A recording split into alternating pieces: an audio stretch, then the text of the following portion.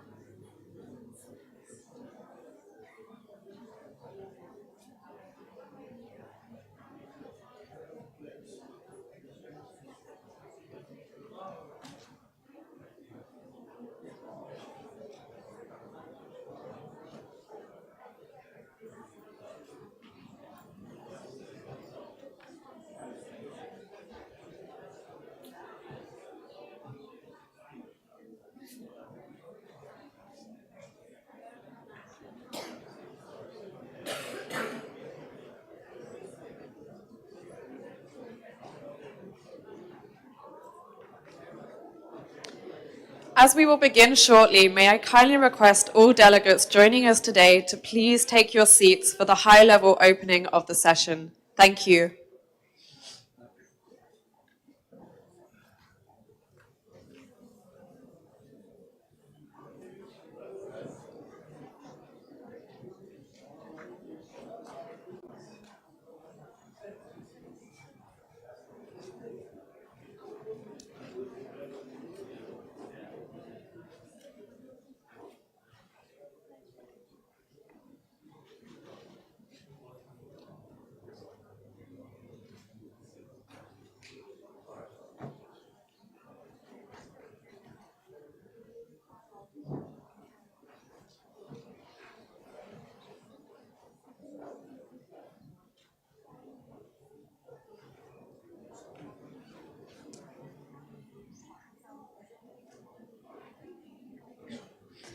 As we will begin shortly, may I kindly request all delegates joining us today to please take your seats for the high-level opening of the session.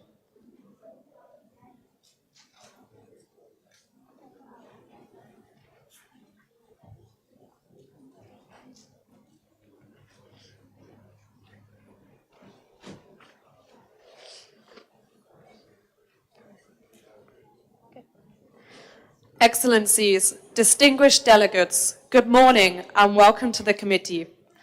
Please join me in welcoming our special guests now entering the room. His Excellency, Mr. Pratsert Chantala Ruangthong, Deputy Prime Minister and Minister of Digital Economy and Society, Royal Thai Government. Mr. Badavar Babmunk, Chairman of the National Statistics Office of Mongolia and Chair of the 8th session of the Committee on Statistics, and Ms. Almeida Salcia Alisjabana, Under-Secretary General of the United Nations and Executive Secretary of ESCAP.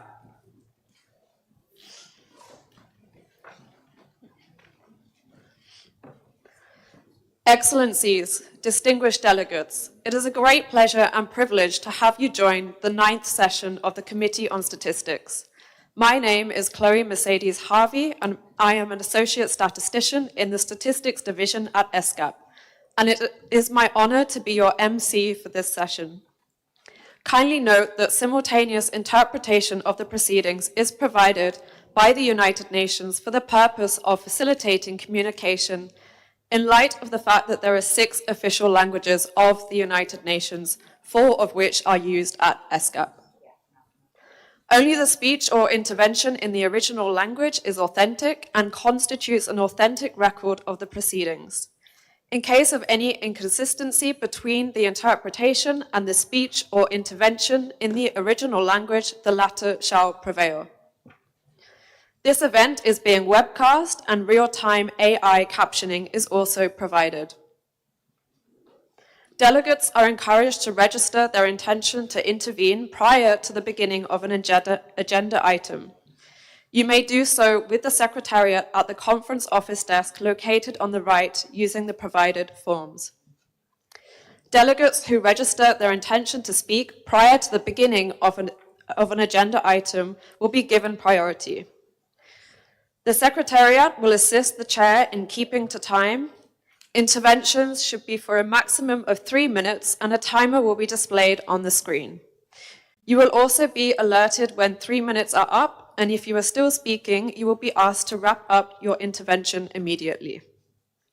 Thank you for accommodating this so we can give as many delegates as possible the opportunity to speak. Regarding the report for the 9th session, only key decisions made during the session will be captured in the report to be considered for adoption on the final day of this committee session. Proceedings will be captured separately in an account of proceedings to be made available after the committee session and annexed to the report. The account of proceedings will be shared within a week of the conclusion of the committee for delegates to respond to potential factual inaccuracies. Excellencies, distinguished delegates, may I now request Mr. Badavar Babmunk, Chairman of the National Statistics Office of Mongolia and Chair of the 8th session of the Committee on Statistics, to preside over the meeting. Thank you. Thank you very much, Chloe. Excellencies, distinguished delegates, the meeting is called to order. Let me extend a very warm welcome to all of you. It's a pleasure to receive you at the United Nations Conference Center in Bangkok for the 9th session of the Committee on Statistics.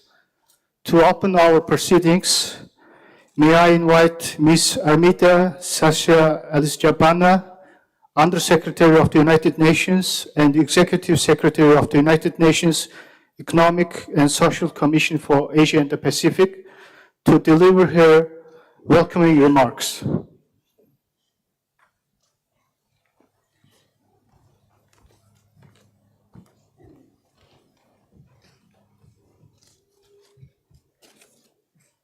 Excellency, Mr. Pratsert Chantala Ruangthong, Deputy Prime Minister and Minister of Digital Economy and Society of Thailand, Excellencies, distinguished delegates, ladies and gentlemen, welcome to the 9th session of the Committee on Statistics. This year's committee session includes a high-level segment providing an exceptional opportunity to engage with stakeholders beyond the statistical community. As data and statistics become increasingly vital in informing policy and driving sustainable development, broader engagement has become indispensable. By reaching out to diverse partners, we can ensure that the importance of reliable data is recognized and that the statistical work is aligned with the emerging needs and priorities of all stakeholders. I'm very pleased to see so many of the delegates here today as we open the high-level segment of the committee. The strong representation and engagement of member states reflects the commitment we all share to advance the vital work of this committee. Excellencies, distinguished delegates, the committee plays a pivotal role in ensuring the success of the 2030 Agenda for Sustainable Development. Our work to foster collaboration and deliver high-quality, timely, and granular data is vital for measuring progress and inspiring actions that create real, lasting change. Our task is immense. We are charged with measuring and monitoring progress on development across one of the most diverse and dynamic regions of the world. This challenge is made even greater by the pressing need to focus on the most vulnerable among us, those who face the steepest obstacles and continue to be left behind. Without accurate and timely data, we cannot fully understand their realities, and without understanding, we cannot act. Data is not just about numbers, it is about lives, about ensuring that no one is left behind. Progress towards achieving the 2030 Agenda in Asian Pacific remains deeply concerning. One of the reasons for this slow progress is the continuing gap in data.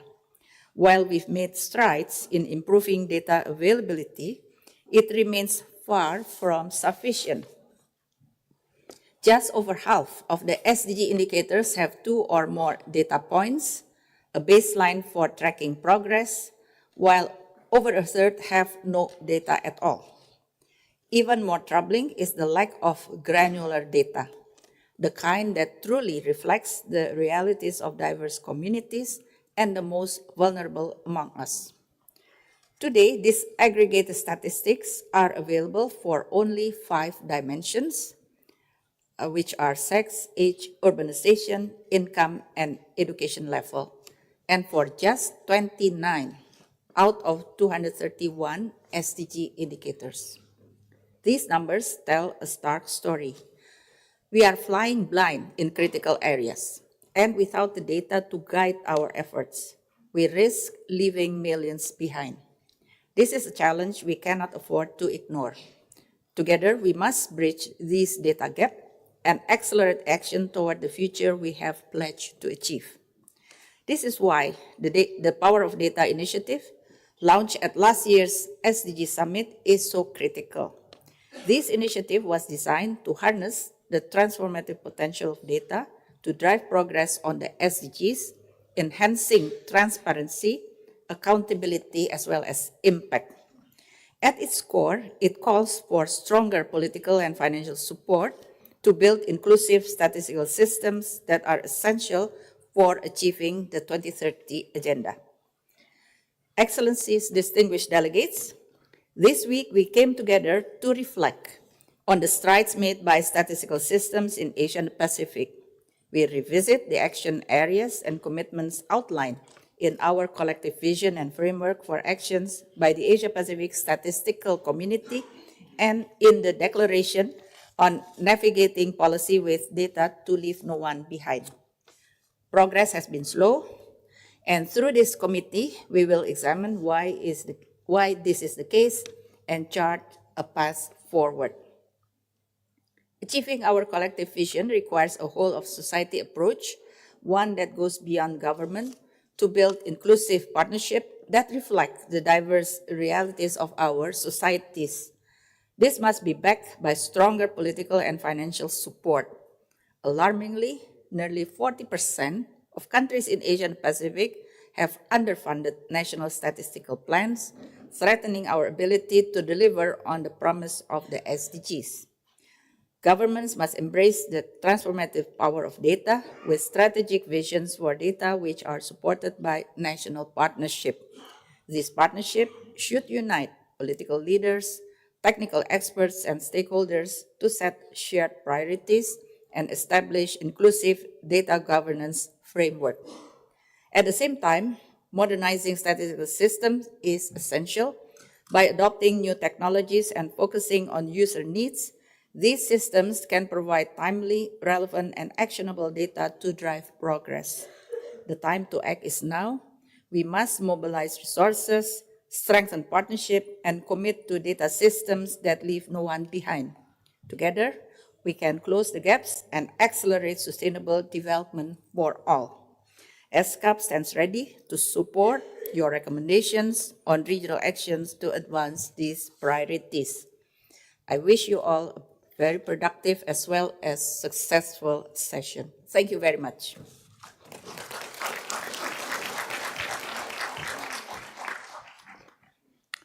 Thank you very much, Madam Executive Secretary, for your insightful welcoming remarks.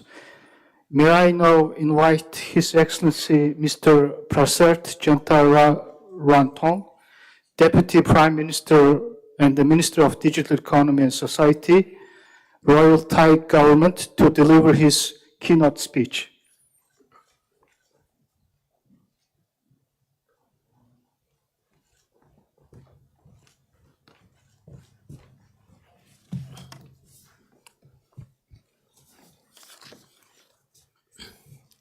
Excellency, distinguished delegates and guests, good morning to all. On behalf of the Royal Thai Government, I would like to extend a warm welcome to the 9th session of the Committee on Statistics here in Bangkok. The session is particularly special as it takes place as a part of the Asia-Pacific Statistics Week, which includes several key events focused on advancing statistical knowledge and collaboration. Data and statistics in this modern day are crucial to each of us in every life, as well as the work we do across the region. In the rapidly growing world, data has become one of the most powerful resources that empower us to make data-driven decisions, reveal critical insight, and monitor our progress. Today, collectively effective data use is not merely an advantage. It is essential for tackling the complexity of our time, from economic disparity to climate change to public health and challenge. As data are vital resources, the government of Thailand, under the leadership of Prime Minister Paetongtarn Shinawatra, aim to utilize the data and digital innovation and technology as one of the key drivers to transform Thailand into a developed country.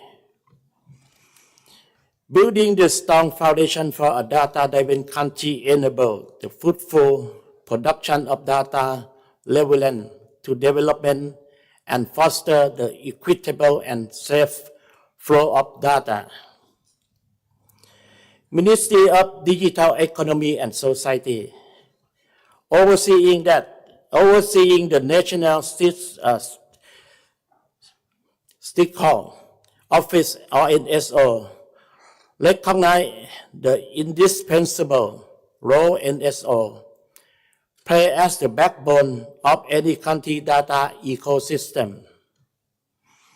A strong and independent NSO not only provide accessible data, but ensure it is accurate, timely, and granular to address the diverse needs of regions, community, and different vulnerable groups. But data alone is insufficient. Having a giant system which can respond to the current and the evolving data needs of stakeholders are critical.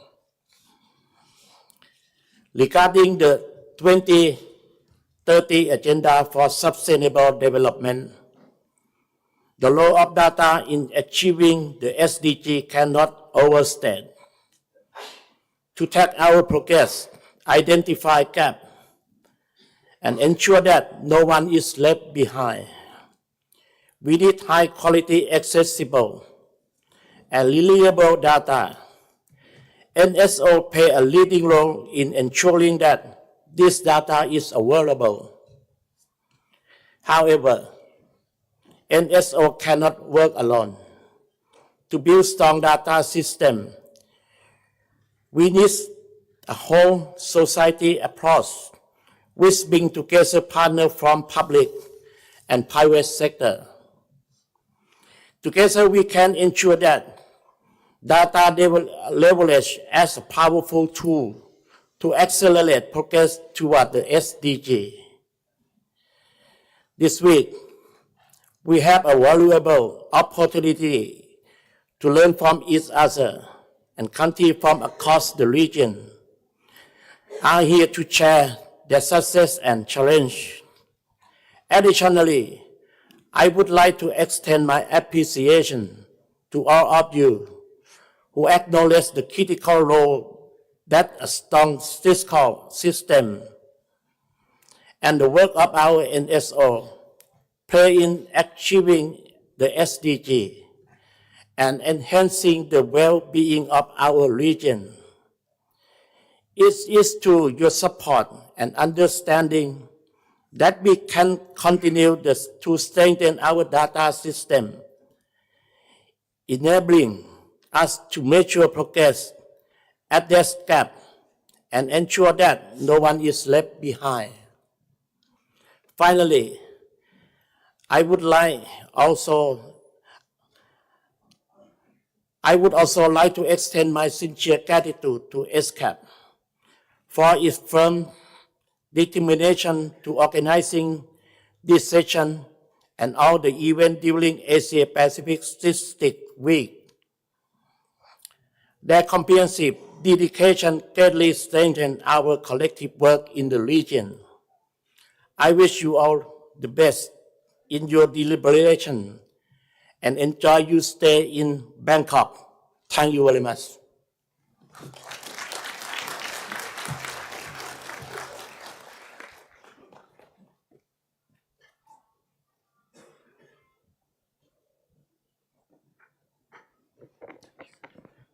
Thank you, Your Excellency, for your keynote speech.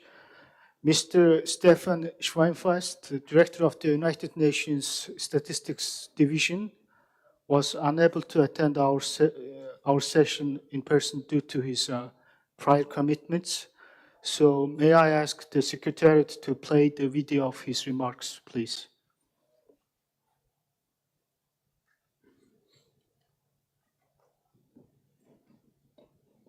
Excellencies, distinguished participants, I wish I could be sharing this moment of the opening of the 9th session of the Committee on Statistics for Asia and the Pacific with you in person in Bangkok.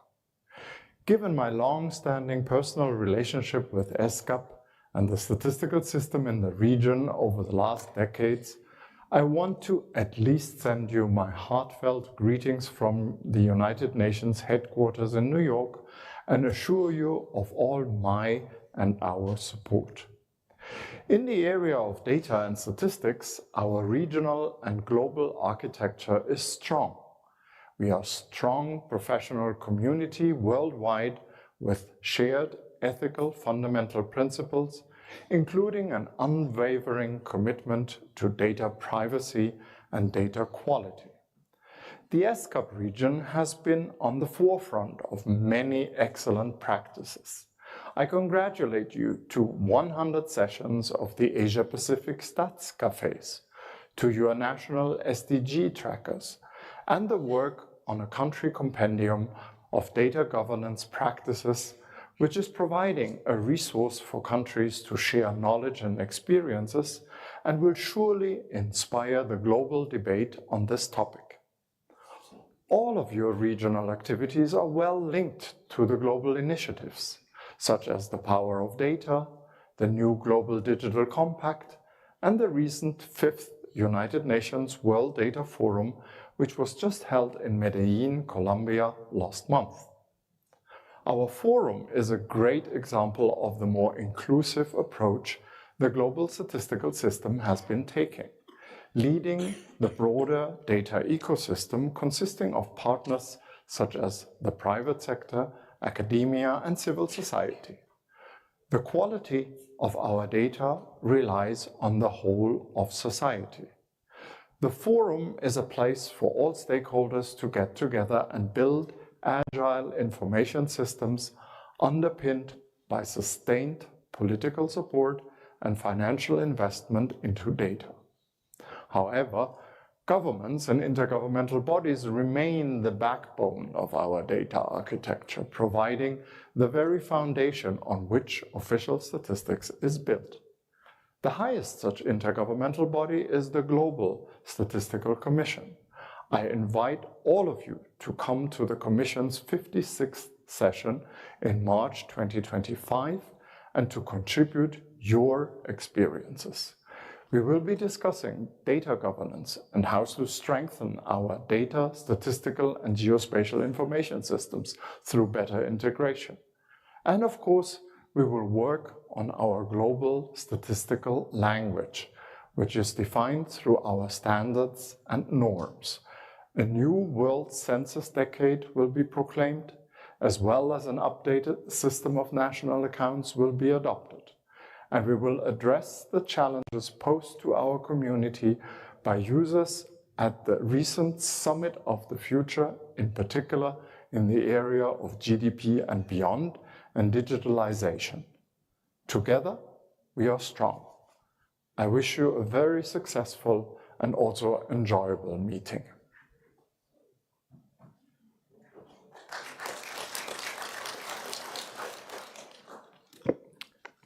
Thank you, Mr. Schweinfest. Now, please allow me to give some of my own remarks as the chair of the 8th session of the Committee on Statistics.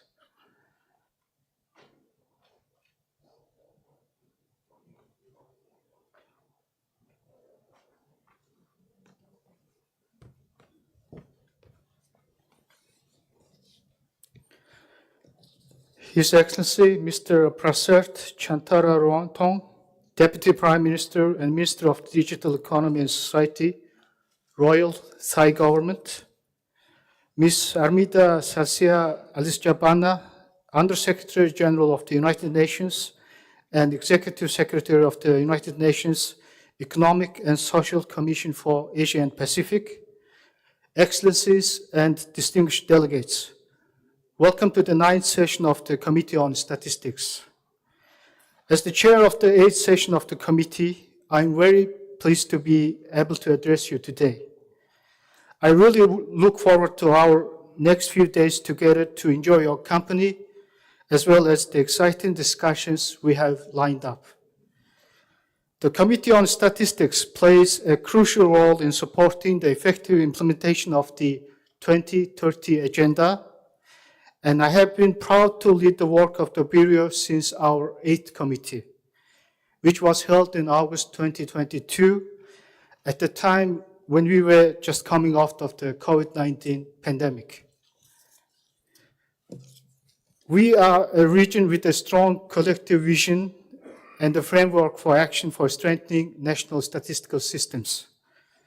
Over the past 2 years, we have continued to see strong collaboration across the region.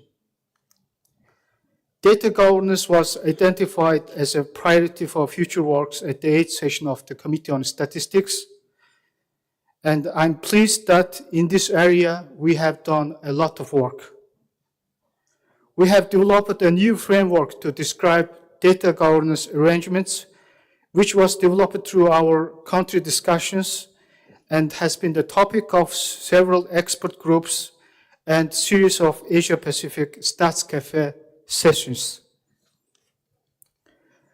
We have just celebrated 100th Asia-Pacific Stats Cafe session organized by ESCAP, and this has been a great inspiration for myself, my staff, and dedicated statisticians across Asia and the Pacific.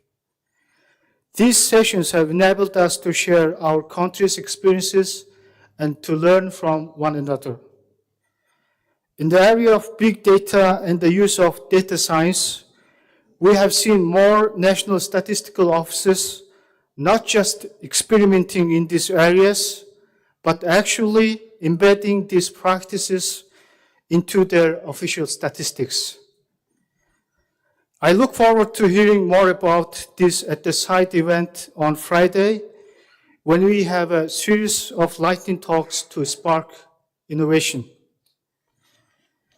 With increased complexities and endless opportunities for innovation, the functions of our institutions will need to continue to change.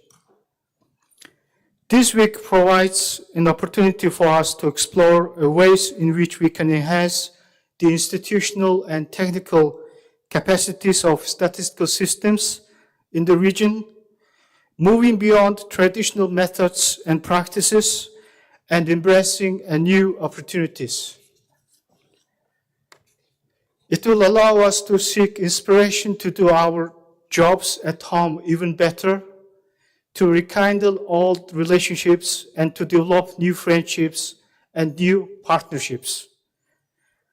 Excellencies and distinguished delegates, I'm sure we will have a very successful and productive discussions this week, and I look forward to working with you now and in the future to carve out our role in governing data beyond 2030. Together, we can build the statistical systems that are better fit for the future, harness the power of data to improve the lives of people in our region. Thank you very much for your trust in me and the rest of the Bureau of the 8th Committee on Statistics, and I thank you very much for your kind attention.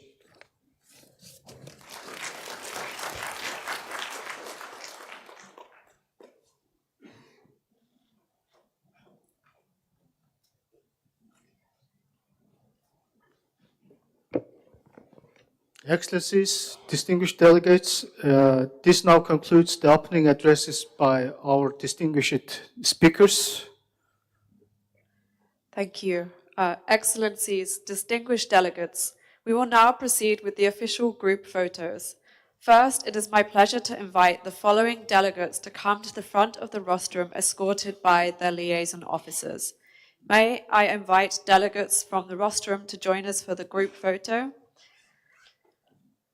May I kindly invite Honorable Suromi Turaga, Minister for Justice of Fiji, His Excellency Mr. Ali Haider Ahmed, Minister of Housing, Land and Urban Development of the Maldives, Madam Ponsale Suksavat, Deputy Minister and Director General of Lao Statistics Bureau, Ministry of Planning and Investment of Lao PDR, and Honorable Claire Dennis S. Mapper, National Statistician and Civil Registrar General of the Philippines. Madam Deputy Executive Secretary, please join us for the photo.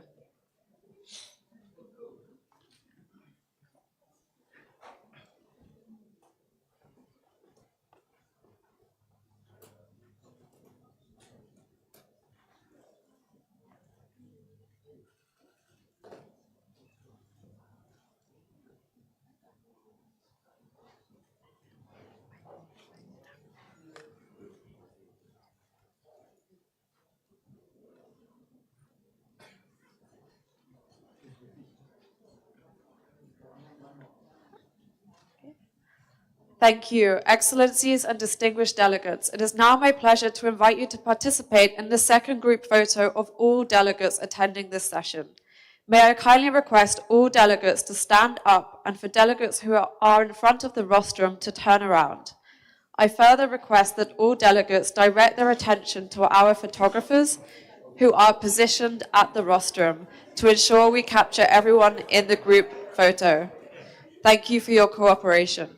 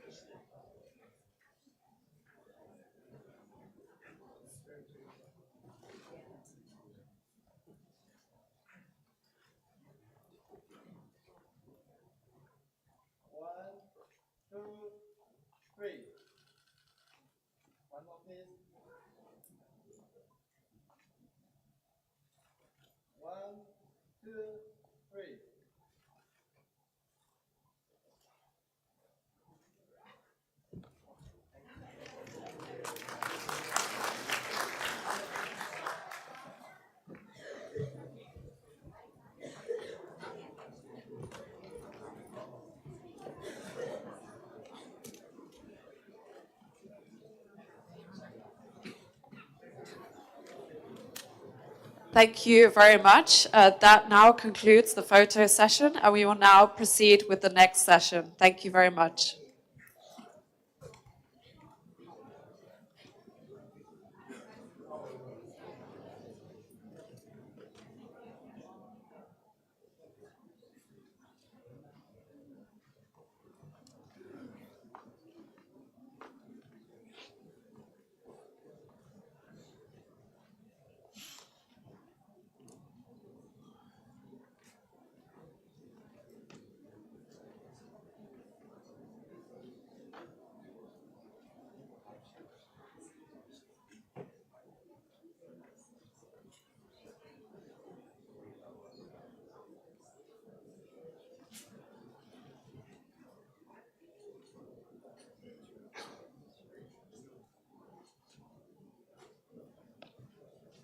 Excellencies, distinguished delegates, the Committee on Statistics at its first session decided to establish a bureau to assist it in conducting each session and in performing the functions of the committee between its biennial sessions. A set of principles and procedures to govern the election of the bureau were adopted at its second session in document E/ESCAP/CSD2/1. In accordance with these principles and procedures, the Bureau shall be elected at the beginning of each session of the Committee on Statistics and shall consist of a chair, 3 vice chairs, and 2 other members, one of whom will act as a rapporteur. In this regard, I have the honor, as the outgoing chair of the Committee on Statistics, to submit my proposal for the Bureau of the 9th session of the Committee on Statistics. I'm confident that the proposed Bureau will provide the leadership and experience necessary to advance the vital works of this committee over the next 2 years. Therefore, I propose Mr. Ing Chuan Ko, Chief Statistician, Singapore Department of Statistics, be elected as chair. Ms. Jianhuan Ruan, Deputy Commissioner, National Bureau of Statistics of China, be elected as vice chair. Mr. Oljas Tulayev, Deputy Chairman, Agency for Strategic Planning and Reforms of Kazakhstan, be elected as vice chair. Mr. Bahodir Begalov, Chairman, the State Committee of the Republic of Uzbekistan on Statistics, be elected as vice chair. Ms. Aritita Tekeriti, Republic Statistician, Kiribati National Statistics Office be elected as member, and Ms. Aishat Hassan, Chief Statistician, Maldives Bureau of Statistics, be elected as member and rapporteur. Now the floor is open for comments. I recognize the distinguished delegate of Georgia. Sir, you have the floor. Thank you very much. Georgia fully supports the newly proposed Bureau members and looks forward to their effective contributions toward achieving our shared strategic goals and vision in the ESCAP region. I extend my heartfelt congratulations to the new chair and all Bureau members on assuming these important roles and wish a highly productive tenure. On behalf of Georgia, I assure you our strong commitment to being a reliable partner. We are dedicated to continuing our strong partnership and fostering close collaboration to advance our collective vision. Thank you. Thank you very much, distinguished delegate of Georgia, for your comments. I recognize the distinguished delegate of Thailand. The floor is yours. Thank you, Mr. Chair. Thailand supports the proposed nomination for the Bureau members. Thank you. Thank you very much, distinguished delegate from the Thailand. Would any other delegation wish to take the floor?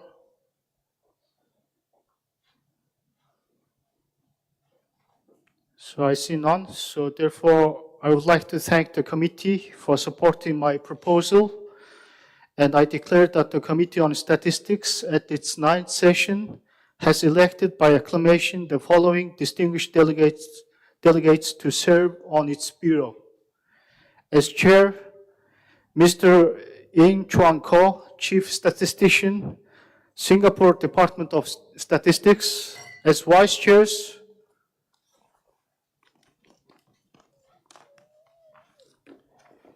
Ms. Jiang Huan Ruan, Deputy Commissioner, National Bureau of Statistics of China, Mr. Oljas Tuleu, Deputy Chairman, Agency for Strategic Planning and Reforms of Kazakhstan, Mr. Bahadir Bigalo, Chairman, the State Committee of the Republic of Uzbekistan on Statistics.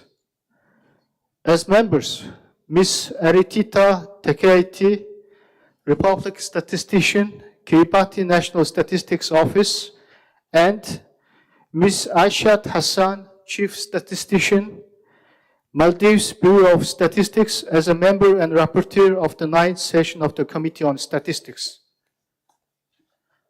On behalf of all those present, it's my honor to extend heartfelt congratulations to the re-elected and newly elected members of the Bureau. I convey my best wishes for their success in carrying out the important responsibilities that lie ahead. Congratulations.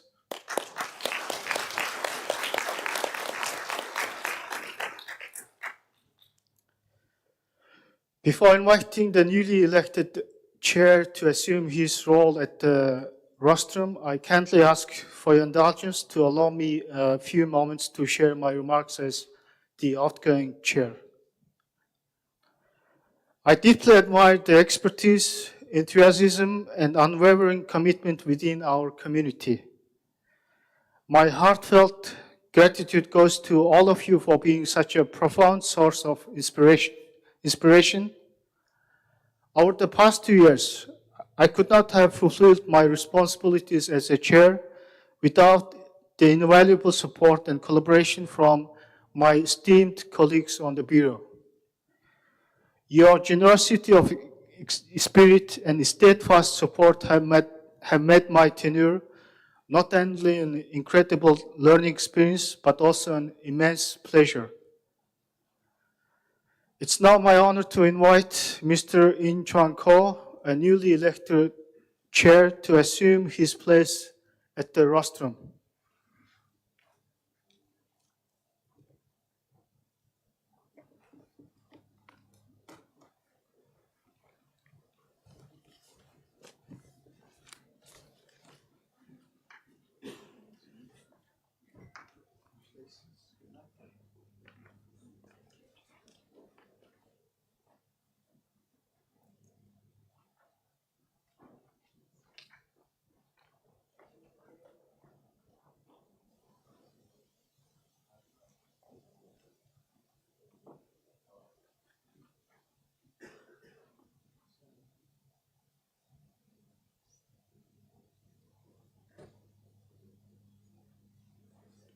Thank you.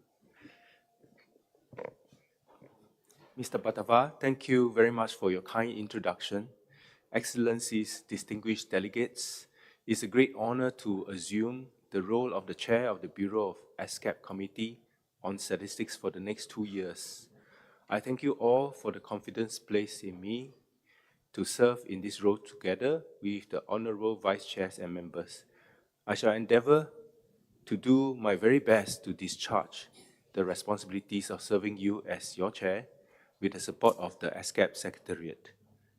Please let me also express my sincere appreciation to the outgoing members of the Bureau for their extraordinary contributions to the work of the Committee on Statistics and its Bureau.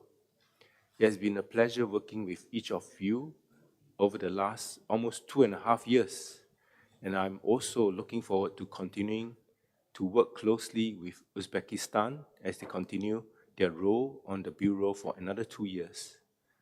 The members of the Bureau and I are committed to doing our very best to ensure that the Committee on Statistics achieves its objectives and reaches a successful conclusion. We pledge to honor your trust by discharging our responsibilities with unwavering dedication, adhering to the highest standards of professional ethics and upholding the principles that guide the international statistical community. Important deliberations are ahead of us. I'm mindful that as the chair of the Committee on Statistics, it is incumbent upon me to do my best to ensure that this session generates concrete decisions that shape the future of statistics work in Asia Pacific. For this, I rely on the cooperation and active engagement of all distinguished delegates and the able support of my fellow members of the Bureau. Regarding the report of the meeting, please note that only key decisions and recommendations made during the session will be captured in the draft report, which will be presented for your consideration and adoption on Friday, 13 December 2024. Please also note that the pertinent draft decisions will be discussed and considered under each agenda item and specific pre-session document, based on the analysis provided by the Secretariat in the relevant pre-session document.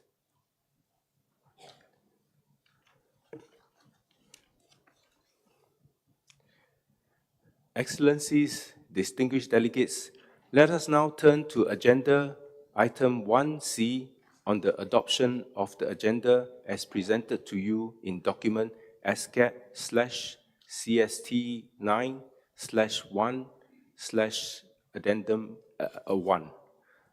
Are there any comments on this agenda?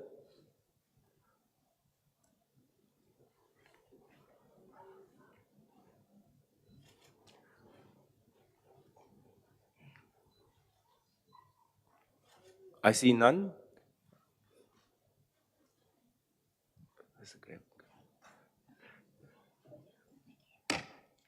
Okay, first time I'm doing this. Yeah. Distinguished delegates, this concludes agenda item 1. Thank you.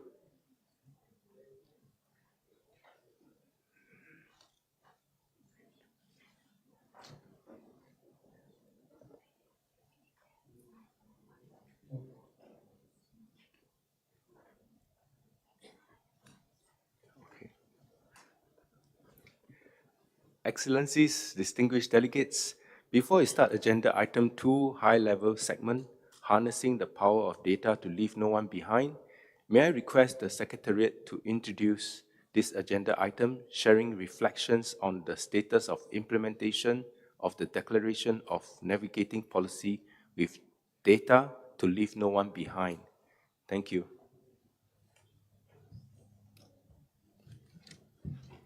Thank you, Mr. Chair. Distinguished delegates, ladies and gentlemen, good morning. The document under this agenda item relates to two overarching documents on a statistical development in our region.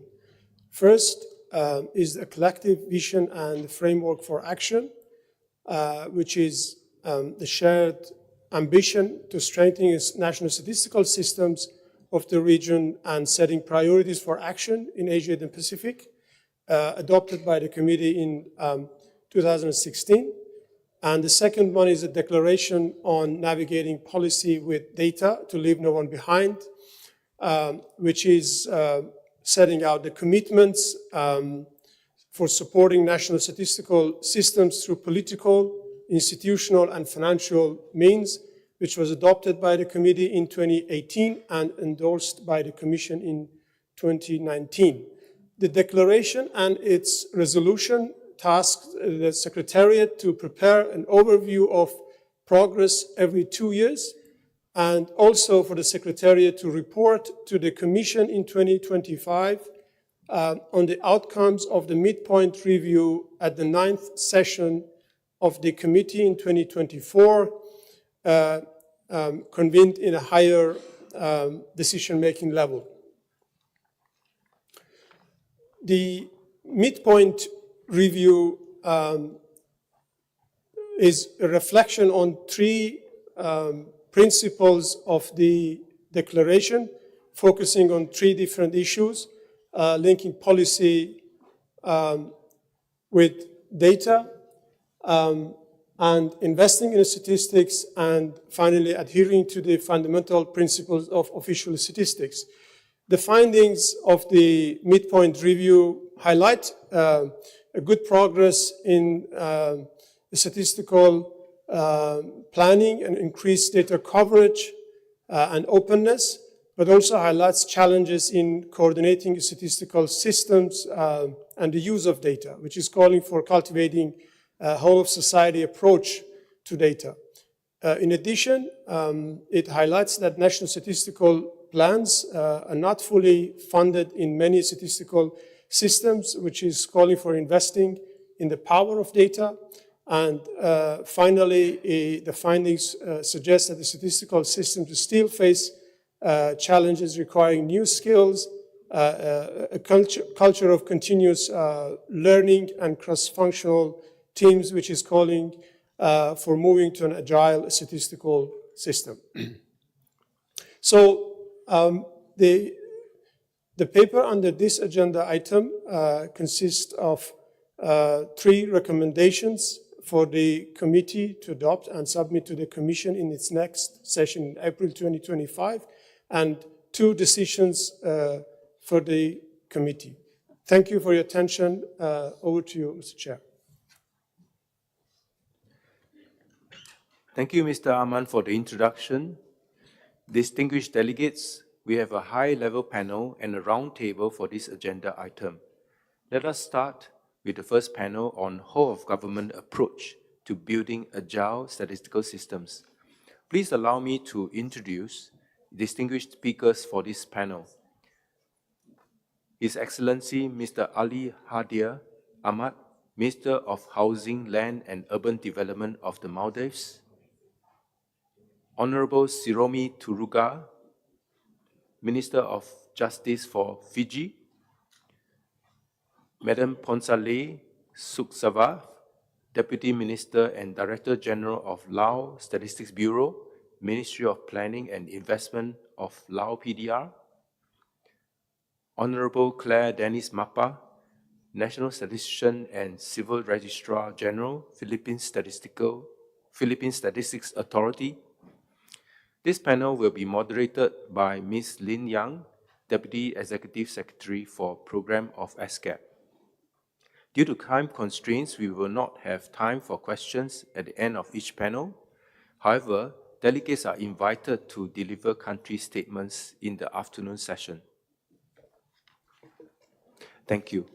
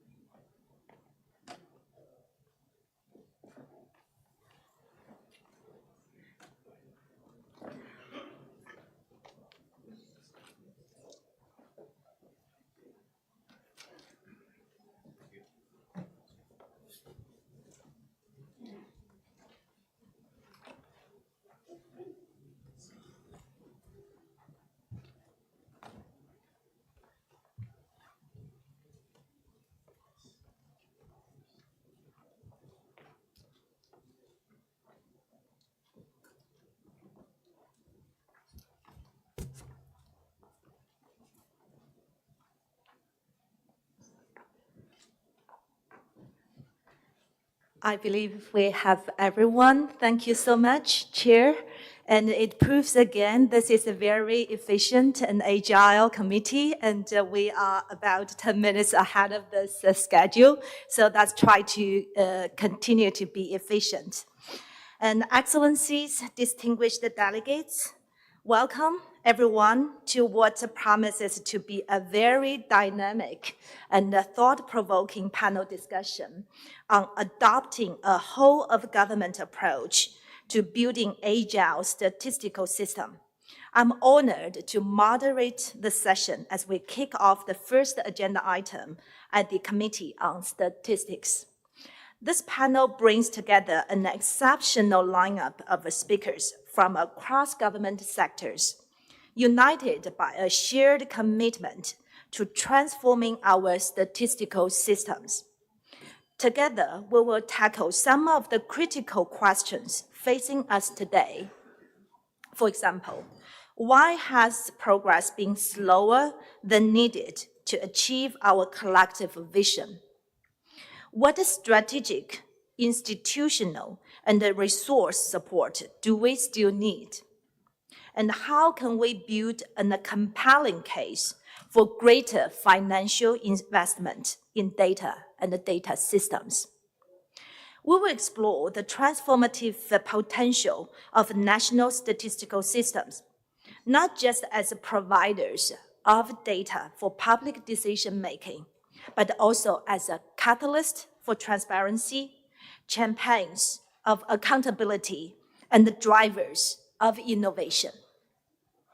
Finally, we will dive into how countries can adopt a truly whole-of-government approach, involving stakeholders across and beyond government, to create statistical systems that are robust, inclusive, and fit for the future. For this panel discussion, I will introduce each speaker and then ask 2 rounds of questions. In this first round of questions, may I ask the speakers, please keep your responses to 4 minutes. With this said, allow me to introduce our first speaker, Dr. Ali Haidar Ahmed, Minister of Housing, Land and Urban Development from the Maldives. He has worked in various roles in the government of the Maldives and was appointed as the Minister of Housing, Land and Urban Development in 2023. Dr. Ali, can I start by asking you, why do you think progress to strengthen statistical systems has been slower than hoped? And what specific strategies have you been using in the Maldives to promote collaboration across government as part of a whole-of-government approach to building a stronger statistical system? Dr. Ali, you have the floor. Thank you, Madam. Okay. Thank you very much, Madam Moderator. It gives me great pleasure to be in this panel to provide you with the answer that has been given to me. Several factors have contributed to the slower than expected progress in strengthening statistical systems. Firstly, we have resource constraints. This includes limited funding. Many countries, especially developing ones, face significant resource constraints, limiting their ability to invest in statistical infrastructure, recruit and retain qualified staff, and implement modern data collection and analysis methods. Also, we have insufficient human resources. We have a lack of skilled personnel, particularly statisticians and data analysts, which can hinder the development and implementation of effective statistical systems. Secondly, we have technological challenges. One of them is the digital divide. Unequal access to technology, particularly in rural areas, can limit data collection and dissemination efforts. Data quality and integrity is also one of the challenges we have facing. Ensuring data quality and integrity can be challenging especially when dealing with large and complex data sets. Third point is we have institutional and policy challenges. Weak institutional frameworks and coordination among government agencies can hinder data sharing and integration. There's also a lack of political will. Insufficient political commitment and support can impede progress in statistical development. There's also data privacy and security concerns. Balancing the need for data-driven decision-making with protecting individual privacy and data security is also a complex challenge. The fourth point is global challenges. COVID-19 pandemic disrupted traditional data collection methods and highlighted the need for innovative approaches. Climate change can also impact data collection efforts, particularly in vulnerable regions. Addressing these challenges requires sustained investment, capacity building, and a strong commitment to data-driven decision-making. By prioritizing statistical development and collaborating with international partners, countries can strengthen their statistical systems and improve their ability to address pressing social and economic issues. On the second question, what specific strategies have we been using in the Maldives to promote collaboration across government as part of a whole-of-government approach to building a stronger statistical system? I have 4 or 5 points that I would like to present to you. Establishing the Maldives Bureau of Statistics as a lead agency was mandated by the Maldives Statistical Act, Act number 16, 2021, which created a dedicated statistical agency with a mandate to coordinate and oversee statistical activities across government. The President appoints the chief statistician based on the qualification and experience in the field of statistics. The Act empowers Maldives Bureau of Statistics to set standards, enforce data quality, and promote data sharing. Secondly, fostering interagency collaboration. The President of the Maldives has formed a ministerial committee on official statistics to coordinate the statistical activities across the government at policy level. At technical level, a statistical coordination committee is formed by MBS to organize regular meetings and forums for representatives from different government agencies to discuss statistical needs, challenges, and best practices. Several work carried out by the MBS are collaborations with multiple agencies that require working groups at technical level, such as interagency working group on gender statistics, working group on CRVS, and so on. We also have data sharing agreements. Develop informal agreements to facilitate data sharing between agencies, ensuring data confidentiality and security. This includes data sharing agreement with the Maldives Inland Revenue Authority, Ministry of Economic Development, Department of National Registration, and so on. Thirdly, leveraging technology. Cloud-based solutions are one of those. MBS assists other government agencies to develop questionnaires in survey solution, provide training on data cleaning and analysis, and also provides cloud-based solutions to improve data accessibility and collaboration with government agencies. Fourthly, capacity building.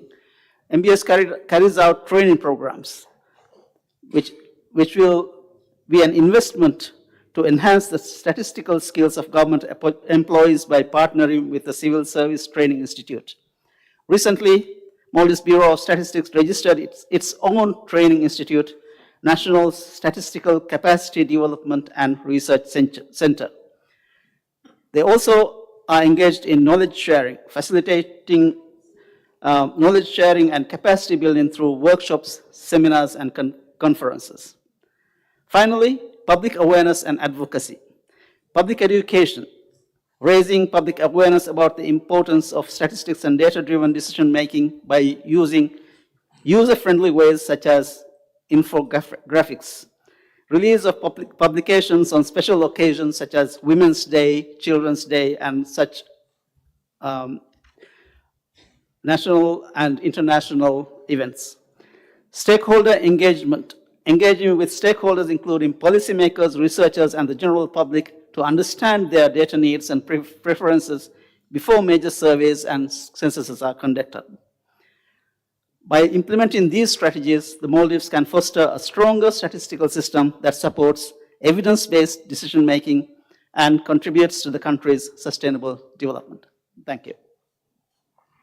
Thank you so much, Dr. Ahmad, and for sharing all of those valuable insights, in particular challenges that statistical systems are facing, and as well as the ongoing initiatives in the Maldives to strengthen your statistical system. Our second panelist is His Excellency Mr. Saromi Taraga, who has been the Minister for Justice for Fiji since his appointment in June 2024. He previously served as an Attorney General and also has been a lawyer and a politician who brings over 30 years of legal and public service experience. So, Mr. Turagi, can I start by asking you the same question? Why the progress made so far didn't meet the expectation? And also, given the importance of data privacy and data security in the whole of a government approach to building strong statistical systems, can I ask what steps Fiji is taking to protect citizen data while still enabling effective data sharing across government departments? You have the floor. Distinguished panelists, Madam Moderator, ladies and gentlemen, Nimbulavinak. First of all, may I record my appreciation for ESCAP for the invitation to be here today to participate in a very important forum. It is in fact my very first forum. In the presence with me is my Permanent Secretary for Justice, Madam Selina, and the ambassador from Indonesia, and the CEO for the Fiji Bureau of Stats. The question posed for me to respond is very relevant today, particularly for our own national situation. First and foremost is the lack of comprehensive legislation or policies on vital statistics reporting in Fiji has been in recent times one of the reasons that strengthening of statistical system has been faced delays. We have a Statistics Act of 1961. We also have the Birth, Deaths and Marriage Registration Act of 1975. There is a greater need to polish and update the laws to reflect the current situations and address the emerging issues. I'm pleased to mention this morning that currently the review of the Statistics Act is probably in the third phase, and in line with government policy for all the new laws, it will be scrutinized by the Cabinet Subcommittee on Legislation. We hope come the first quarter of next year, the Statistics Bill will be endorsed to become an act, and that will be a great achievement. The other issue that has been shared by my fellow colleague is the resource constraints that impacts on almost every developing nations or underdeveloped nations, or may I say third world countries. This affects in a greater extent the form of legal reform that may be undertaken. Statistical systems require significant investment in human resources, technology, and infrastructure. Fiji, like many small island developing states, face a limited fiscal capacity and competing national priorities. The important factor too is the political landscape that has gone through. We had a military coup in 2000, another in 2006, then a government, quasi-military government, then 2014 until 2022. We had one government we had been in power for almost 16 years. One thing that the new government came in, and it's a coalition of three parties, is most of these legislations that should have been undertaken have been actually neglected. And that is one of the challenges facing the current government in terms of legal reform. I'm pleased to note Parliament said last week, which concluded the last sitting of the year, 7 bills were endorsed by the other party. And it was significant to note that of those 7 bills, it was passed with no opposition from the other side. What I want to mention today is that the fact that there is a bipartisan environment where both parties, people, representatives of our parliament are working together to achieve a common goal, and that is in terms of legal reform. As expressed earlier, and it is common among developing countries, one of the issues is the poor coordination or the lack of coordination, particularly for data-driven decision-making. There are improvements in terms of proper coordination between government ministries, such as the hospital, place of birth, to civil registry's office. This year, in terms of the Ministry of Justice, we have undertaken probably about 10 to 20 outreach programs. And in all those outreach programs, it is quite disheartening to note or to find that there is still a lot of improvement to be done with the Ministry of Health. And there is consultation currently held with the Ministry of Health, also particularly with the ETOK or the indigenous Fijians, because majority of those that are yet to have registered are particularly from one ethnic group, and that is from the indigenous people. Data collection and reporting must be properly done to ensure there are no gaps. With business process improvement in Fiji, Fiji is looking ahead to improve this coordination between agencies and move away from the culture of working in isolation. In terms of the second part of the question, in terms of the importance of data privacy, I would like to highlight that Fiji is taking several important steps to protect citizen data while enabling effective data sharing across government departments. These initiatives focus on balancing data privacy, as protected under the 2018 constitutions, security, and accessibility within the whole of government approach. There is a lot of task force being established by the coalition government.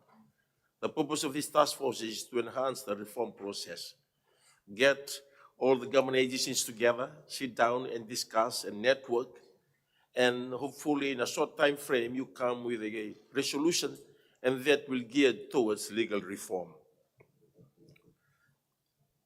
Fiji is currently aligning its laws with international standards, such as the recently endorsed accession to the Budapest Convention on Cybercrime, which supports secure data handling and cyber resilience.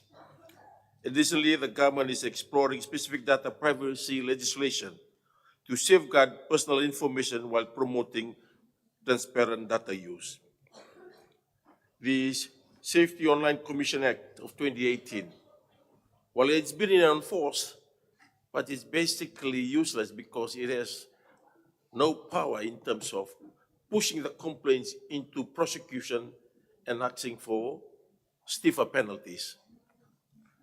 This is where we hope to improve in the next year. In terms of national cybersecurity strategy, Fiji is currently drafting a national cybersecurity strategy that emphasizes protecting sensitive government and citizens' data. This includes guidelines for secure data sharing protocols and risk management framework to prevent unauthorized access or breaches. The national ID. This concept has been, if I can recall, has been out in the pipeline in the government machine for more than 20 years. Fiji is currently working on the national ID program with the Reserve Bank of Fiji and the Ministry of Communication, and also through the Ministry of Home Affairs. Through this initiative, the government is developing a secure digital identity system that will centralize citizen information while maintaining strict access controls. This system facilitates efficient data sharing without compromising individual privacy. Moreover, Fiji is also has an existing data exchange program, DXP, which allows for data sharing within government.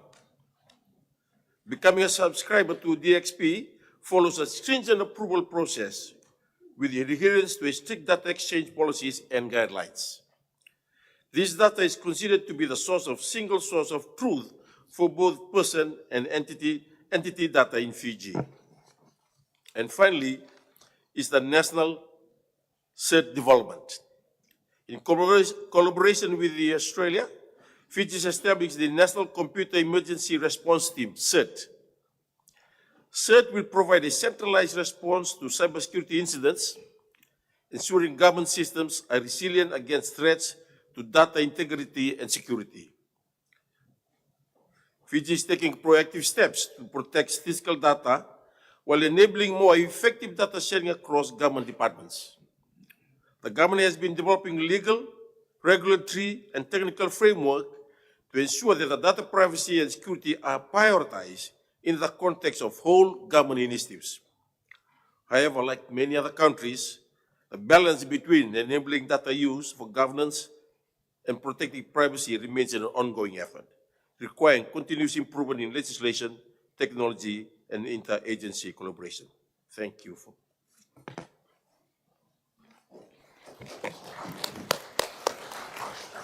Thank you very much, Minister, for sharing all of those perspectives and also for sharing the steps Fiji is taking to balance data privacy and security with effective data sharing across governments. We know the challenges and also the complexity of the issues. Our third panelist is Madam Fonsali Suksavath, Deputy Minister and the Director General of Laos Statistics Bureau in the Ministry of Planning and Investment. She became the first female head of Laos Statistics Bureau in July 2020. So, Madam Fonsali, can I ask you for your insight on two questions? First is still the question on the progress. Why the progress is not sufficient enough? Why is it slower than expected? And the second question is, how can development partners support a country like Laos PDR to develop a strong statistical system through a whole-of-government approach? You have the floor. Excellencies, distinguished delegates, ladies and gentlemen, it is my great honor to be here along with Excellencies and colleagues at the 9th session of Statistics Committee to discuss about development of a giant statistical system. As we know, in our rapidly changing world, data has become a big goal of the effectiveness governance and also sustainable development. Currently, Laos has been made a lot of achievement and also some are also slow in the progress. But however, we are facing some challenges that in data system. We see the inconsistent data across the sectors, the data gap, also lack of the geographic disaggregated data, and also timeliness that needed for effective policy making. That along with that, also human resource development is one of the challenges. These challenges also affect our ability to monitor the National Economic Development Plan and also tracking the progress of the SDG, how to achieve this goal, and also the Vision 2030. However, we have paid a lot of attention and also make up a lot of efforts but for the near future, we addressed how we should address these challenges and build a giant statistical system. We also focus in three main areas, among others, which is important for our near future.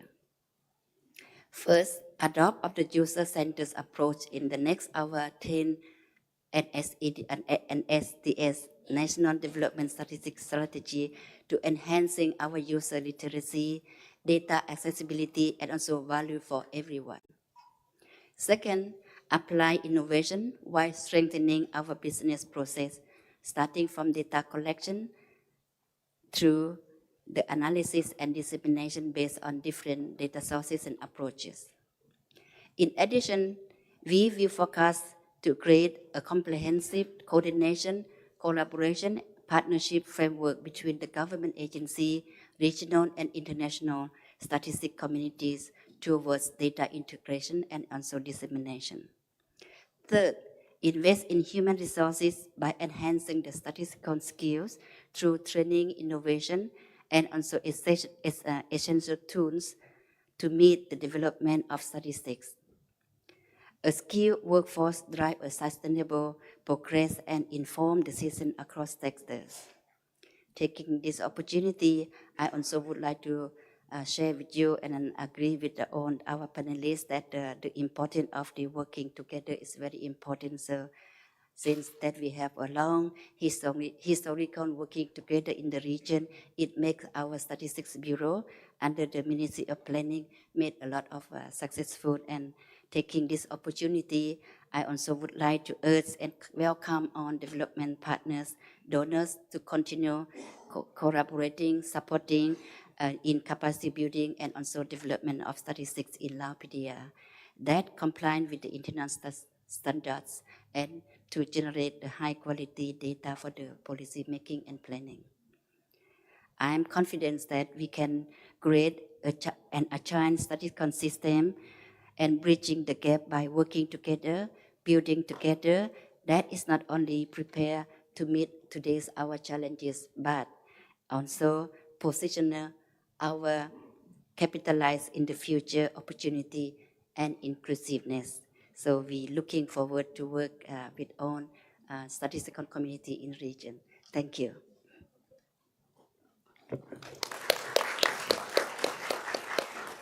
Thank you so much, Madam Fonsali. And we heard a very strong call for international and regional collaboration and cooperation from our different development partners and different stakeholders.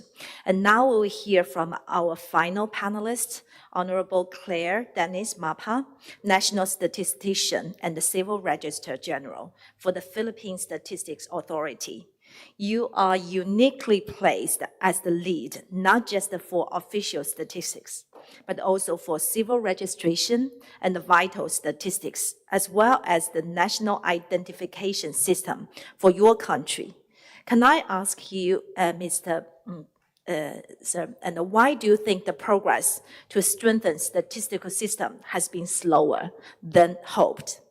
And given your role leading the government's national identification system, as well as the statistical system, you understand the importance of data privacy and the data security in the whole of government approach to building strong statistical system.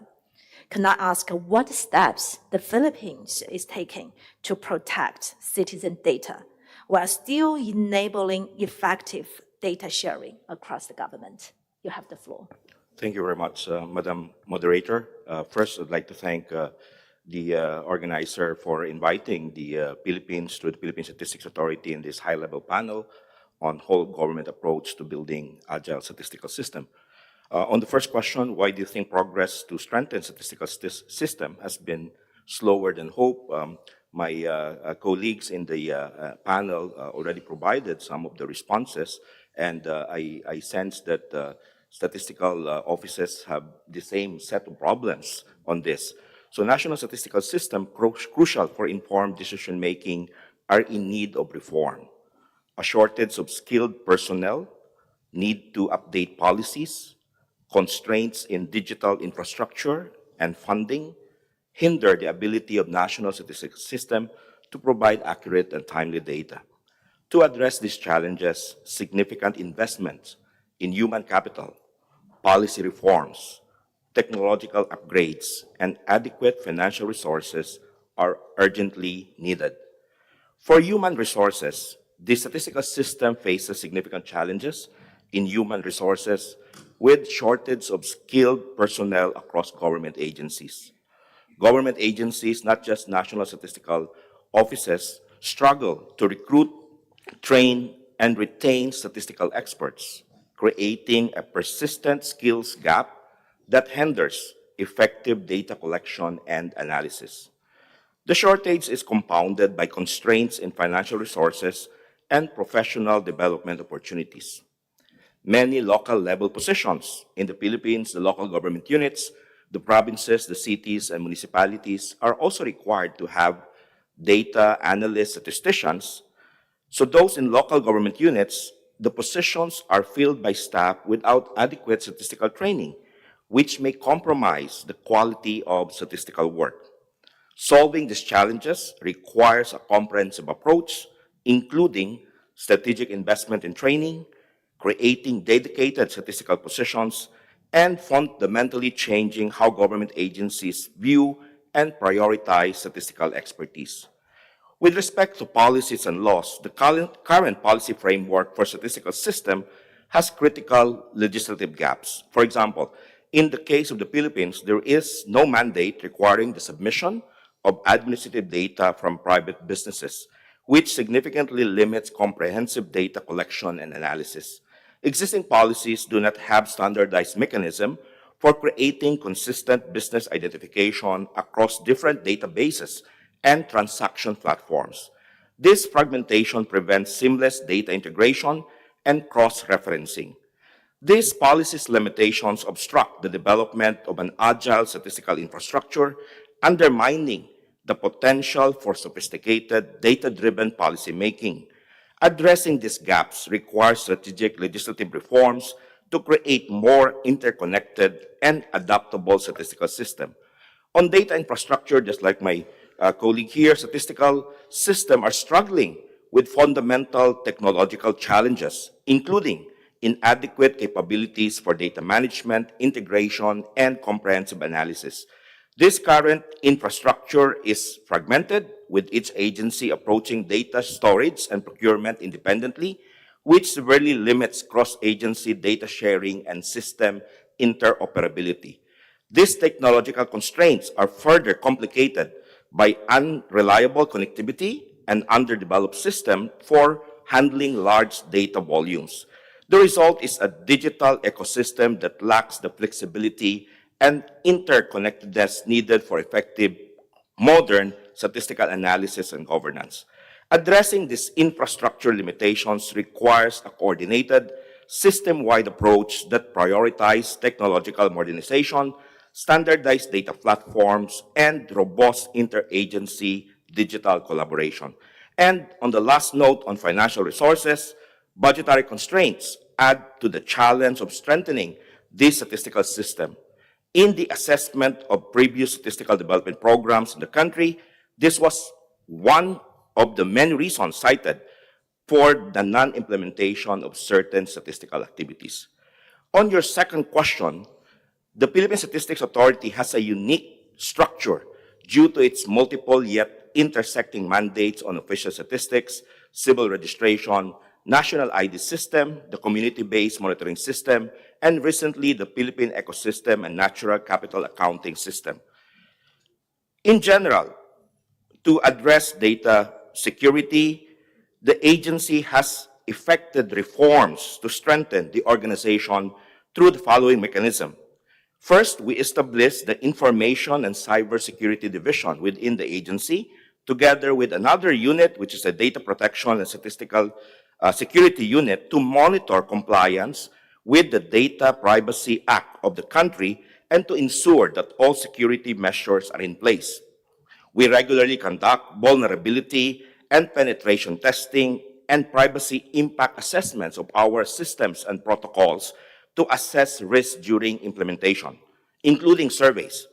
We institutionalize the data sharing agreements, data subcontracting or outsourcing agreements, and other agreements before sharing data to include provisions on strict compliance with the Philippines Data Privacy Act.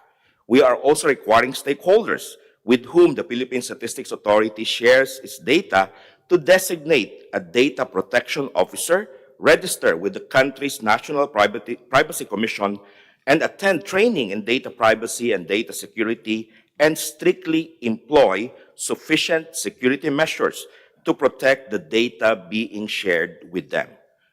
These are some of the practices that we are doing at the Philippine Statistics Authority, and I'm very thankful for your kind attention. Thank you, Mr. Mata, and for sharing your perspectives and for sharing more about what the Philippines is doing, a very encouraging case. And now we will proceed to the second round of questions. In the background paper for this agenda item, we have noted that achieving the 2030 agenda requires a multi-stakeholder approach that extends beyond governments. In this round, I will ask each speaker the same question. And the question is, could you share 1 or 2 practical steps which could be taken by countries to build a whole of society approach to implement declaration on navigating policy with data to leave no one behind? So this time I will change the order, and I first give the floor to Mr. Mapa. Mr. Mapa, you have the floor. Thank you very much, Madam Chairperson. The Philippines acknowledges that successful implementation of the declaration requires a whole-of-society approach. This approach recognizes the importance and facilitates the participation of government and non-government actors in decision-making for official statistics.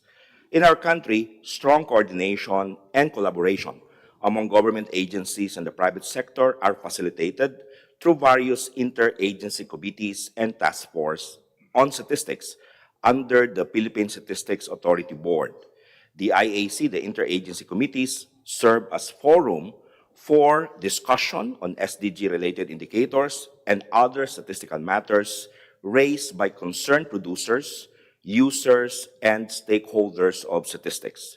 In our context, the Philippines, was able to institutionalize within the legal framework for the organization of SDG data and this enabling mechanism, such as the Presidential Proclamation proclaiming the CRBS decade, a PSA board resolution enjoining government agencies to provide data support to the SDG, and another board resolution of the Philippine Statistics Authority Board enjoining the support of the Philippine Statistical System agencies under the Philippine Statistical System for the implementation of the Cape Town Global Action for Sustainable Development Data.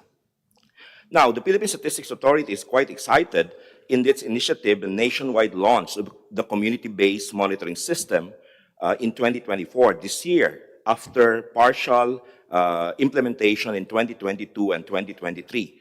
We feel that this is a huge step in building a whole-of-society approach to implement the declaration of navigating policy with data to leave no one behind.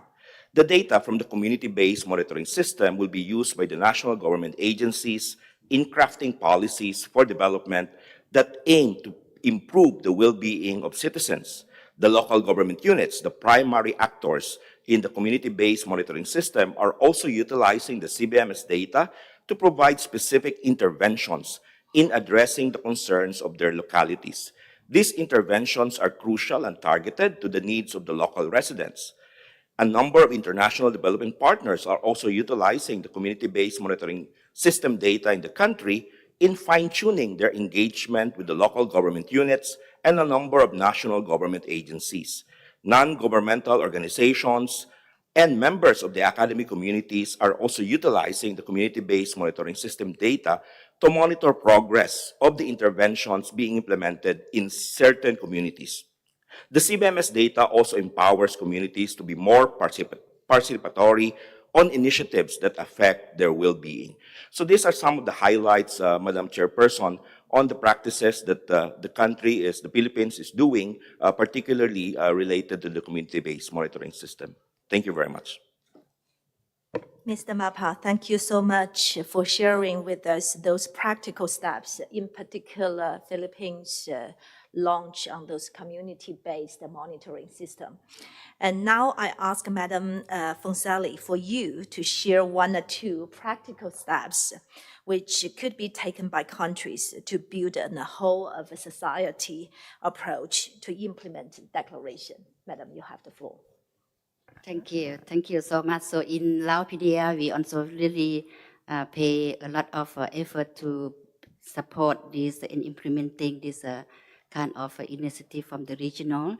However, in Laos, we also forecast one is about the legislation framework. In Laos, we have also draft the decree. Now this year, the government also endorsed the decree of this classification of statistics, which is will be implemented for the whole countries.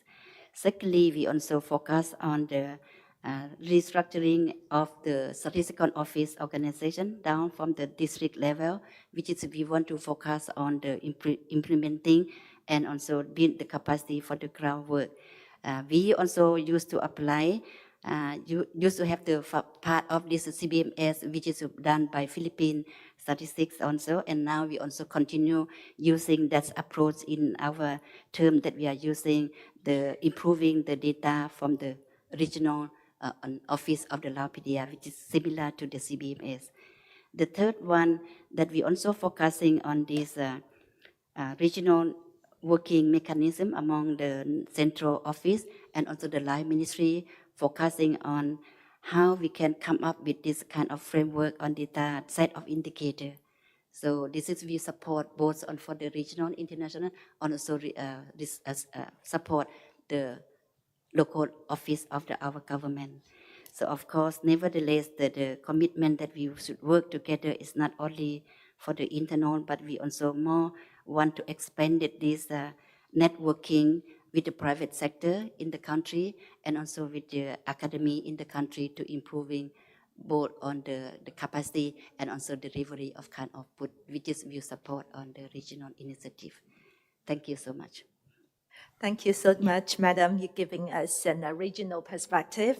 And now I would like to ask Dr. Ahmad and for you to share your perspective. So you have the floor. Thank you, Madam Moderator. In recent years, the Maldives have transformed the civil registration system through digitalization. And what has this meant for the production of vital statistics and integration with other government departments is something that we would like to share with you. The digitalization of the civil registration system in the Maldives has significantly improved the production of vital statistics and facilitated integration with other government departments. The Maldives Bureau of Statistics plans to publish the vital statistics quarterly from next year onwards. This is going to improve the vital statistics production. For one, we will have real-time data. Digitalization has enabled real-time data capture, processing, and analysis of vital events like births, deaths, and marriages.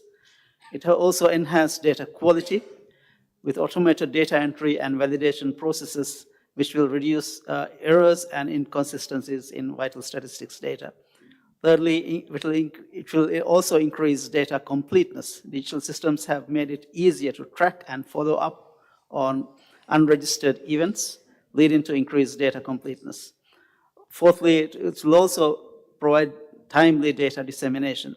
Digital platforms allow for timely dissemination of vital statistics to relevant stakeholders, including policymakers, researchers, and international organizations. It also has, we will also, by doing this digitalization with integration with other government departments, a shared data infrastructure can be integrated with other government systems, such as local councils, health centers in the local islands, city councils, Department of National Registration, and courts in the islands, as well as in Male to share the capital, to share relevant data. It also improves service delivery. Integrated systems can streamline service delivery, reducing bureaucratic hurdles and improving efficiency. It will also lead the way to evidence-based policymaking. By providing accurate and timely data, the digitalized civil registration system can support evidence-based policymaking and planning. Overall, the digitalization of the civil registration system has transformed the production of vital statistics in the Maldives. This has significant implications for various sectors, including public health, national registration, and the judiciary. However, making it more efficient, accurate, and accessible still requires capacity building, investing in infrastructure, and also human resources. In the future, the Maldives plans to establish a data quality framework, fast-track system enhancements by embedding a separate stillbirth and abortion form, and automating modernization of data cleaning and production of statistics. The Maldives appreciate the technical assistance and support provided by ESCAP in digitalization of the vital registration system. Thank you very much. Thank you, Dr. Ahmed. Thank you for sharing all those insights. And now, last but definitely not the least, can I ask the same question? Mr. Taraga, can you share 1 or 2 practical steps which can be taken by countries to build this whole of a society approach? Yeah. Thank you, Moderator. I think it's noteworthy to mention that when I said the political climate, for 60 years, it permeated every section of a community. And at this moment, I would like to acknowledge the difficulties faced by officers. And seated here among us is the CEO of the Fiji Bureau of Stats, who was sacked, who was ordered to leave his office with soldiers called in to escort him from his office. He was sacked, but he held on strong to protect the integrity of his office. And whilst he was let go by the previous government, this current government actually employed him back to his position. He's seated at the back. If you can just stand up, Mr. Nengama. Kibelu Nengama, you can just stand up. Yes, thank you. I think just to further from that is the previous government, because of the control influence he had, different ministries work in silos. And I said that now we have a task force. So out of this task force, we will see all the ministries working together, integrating. And of course, therein, at the end of the process comes in the review of the law. And one of the new aspects that we have done this year is we have actually appointed a cabinet subcommittee on legislation so that they scrutinize all the laws that come before the nation. One of the problems that's also facing Fiji is in terms of drafting. Any other country will understand this.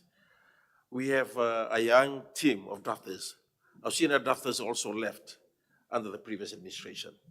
And one of the challenges that confronted the new administration is, whilst we want as many laws to be drafted, we were limited by resources.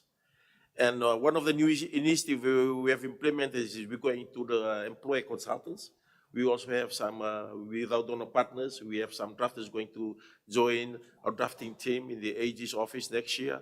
But we have encouraged all ministries, because of our cake laws that we have, to engage contact so that we can speed up all these laws that inhibit in terms of development. And one of the great achievements that also the ministry has done is, in terms of the Ministry of Justice, it is more members of the public coming to the office rather than us going out to the community. This year, we have increased our participation, our mileage. People now know who we are and what we do and are coming up and coming us so that we can increase in terms of improvement our registrations. In areas of civil registration and vital statistics, it would be the financial means to improve data compilation, consolidation, and focusing on data security would be the most recommended key action that will be implemented by the new by the government. At the same time, it's the financial resource that is enough.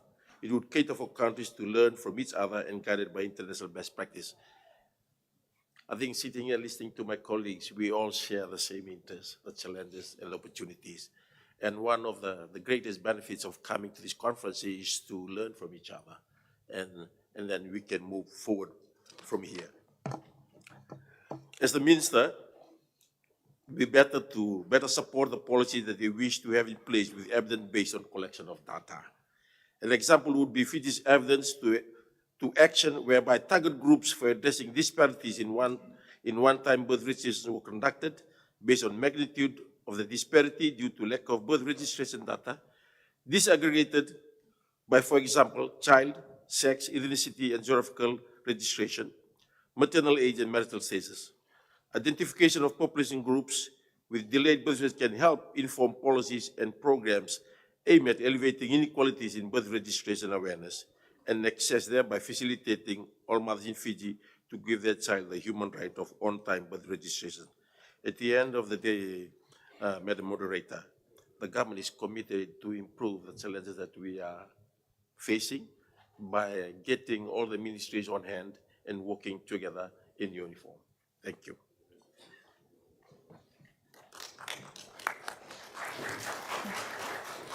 Thank you very much, Minister. And I thank for each of the panelists for your insights and the reflections during this session. Next part is a little bit off the script. And in most of the occasions, when we leave the conference room, we tend to forget the discussions. So I would like to invite each of the panelists to just summarize in one sentence or one keyword, so our participants can take out of this conference room, out of UNCC, out of Bangkok, and share with our bigger audience. May I start with Mr. Mapa? Thank you very much, Madam Moderator. From the title of the session today, it is important the national statistical offices. All of us here, national statisticians, should make sure that we provide data so that no one will be left behind. Thank you. Dr. Ahmed. Thank you, Madam Moderator. I would say that statistics and reliable, timely statistics is the backbone for better decision making. So we should do all we can to provide that to the decision makers to ensure that the decisions that are taken are evidence-based and data-driven. Thank you very much. And Minister Taraga. Legal reform is critical in terms of statistical development. Without the change of the laws, we'll constantly face the same challenges that we have been facing in the yesteryears. So it's really prudent that the government take this urgent priority in terms of legal reform of the necessary law that needs to be amended and supported by the government. Thank you. Thank you. Thank you, Minister. And Madam Fonselli. Yes, for me, I think the data is not resources, but the data is very powerful and can make a change the whole world. Thank you. Thank you so much. And in this very exciting, inspiring, and thought-provoking session, we talk about the whole of government and the whole of a society approach. So in the very end, I don't want to summarize the key messages because I think the last sentences by each of the panelists already covered the strongest messages. So please give a warm round of applause to all the speakers and the panelists for their great insights and perspectives. Thank you so much. And now I hand back the floor to the chair. Thank you.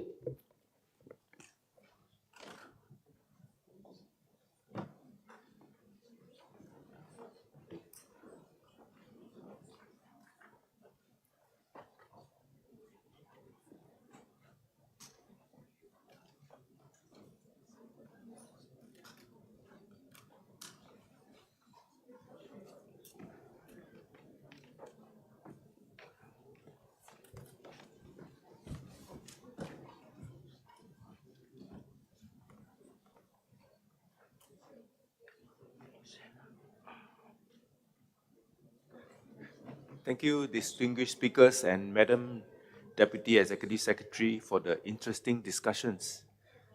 Excellencies, distinguished delegates, before we proceed with the roundtable on the whole of society approach to building agile statistical systems, may I ask our technician to play a short video on the Asia Pacific Data Masterclass. Thank you. Are you a senior leader looking to transform your decision-making process? Or a statistician eager to refresh your data skills? Everyone recognizes the importance of data, but how do we actually use data in decision-making? The Asia Pacific Data Masterclass is designed to help you do just that.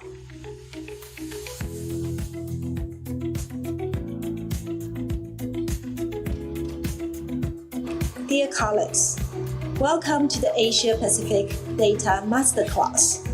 Data is a form of power.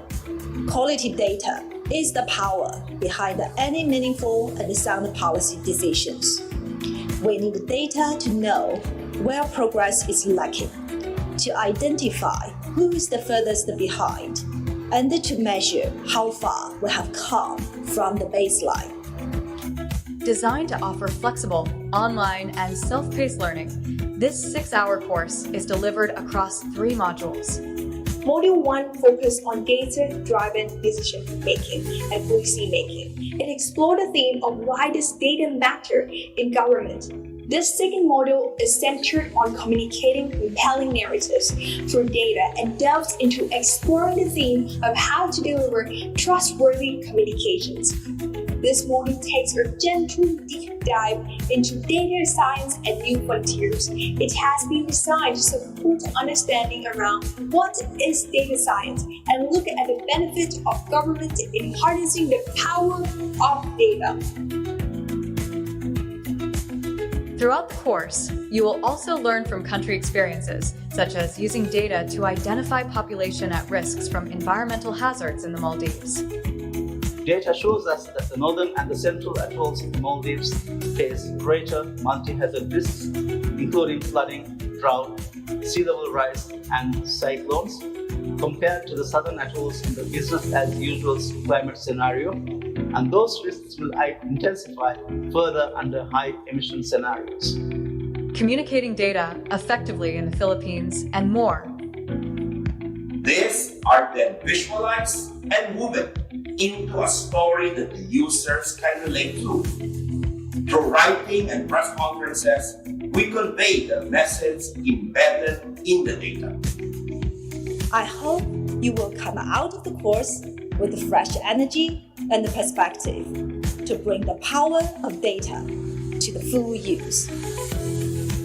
Thank you for spending time with us.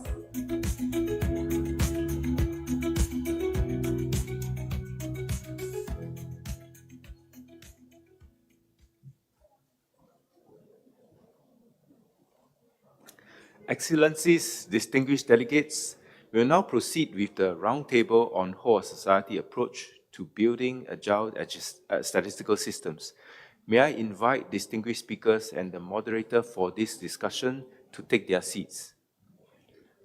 Our distinguished speakers for this roundtable are Ms. Haishan Fu, Chief Statistician, World Bank and Director of the Development Data Group of World Bank Group, Ms. Lisa Grace Bersalis, Executive Director, Vice Commission on Population and Development, Philippines, Mr. Seyong Park, Director of Strategy and Innovation for World Vision's East Asia Regional Office, Mr. Alfian Manulang, Vice President of Data Solutions of Telkomsel, Indonesia. This panel will be moderated by Ms. Prim Rajasurang Wongkrasemongko, Youth Advocate and an AI Engineer. I will now pass over to Ms. Prim to moderate the roundtable. Madam, you have the floor. Thank you.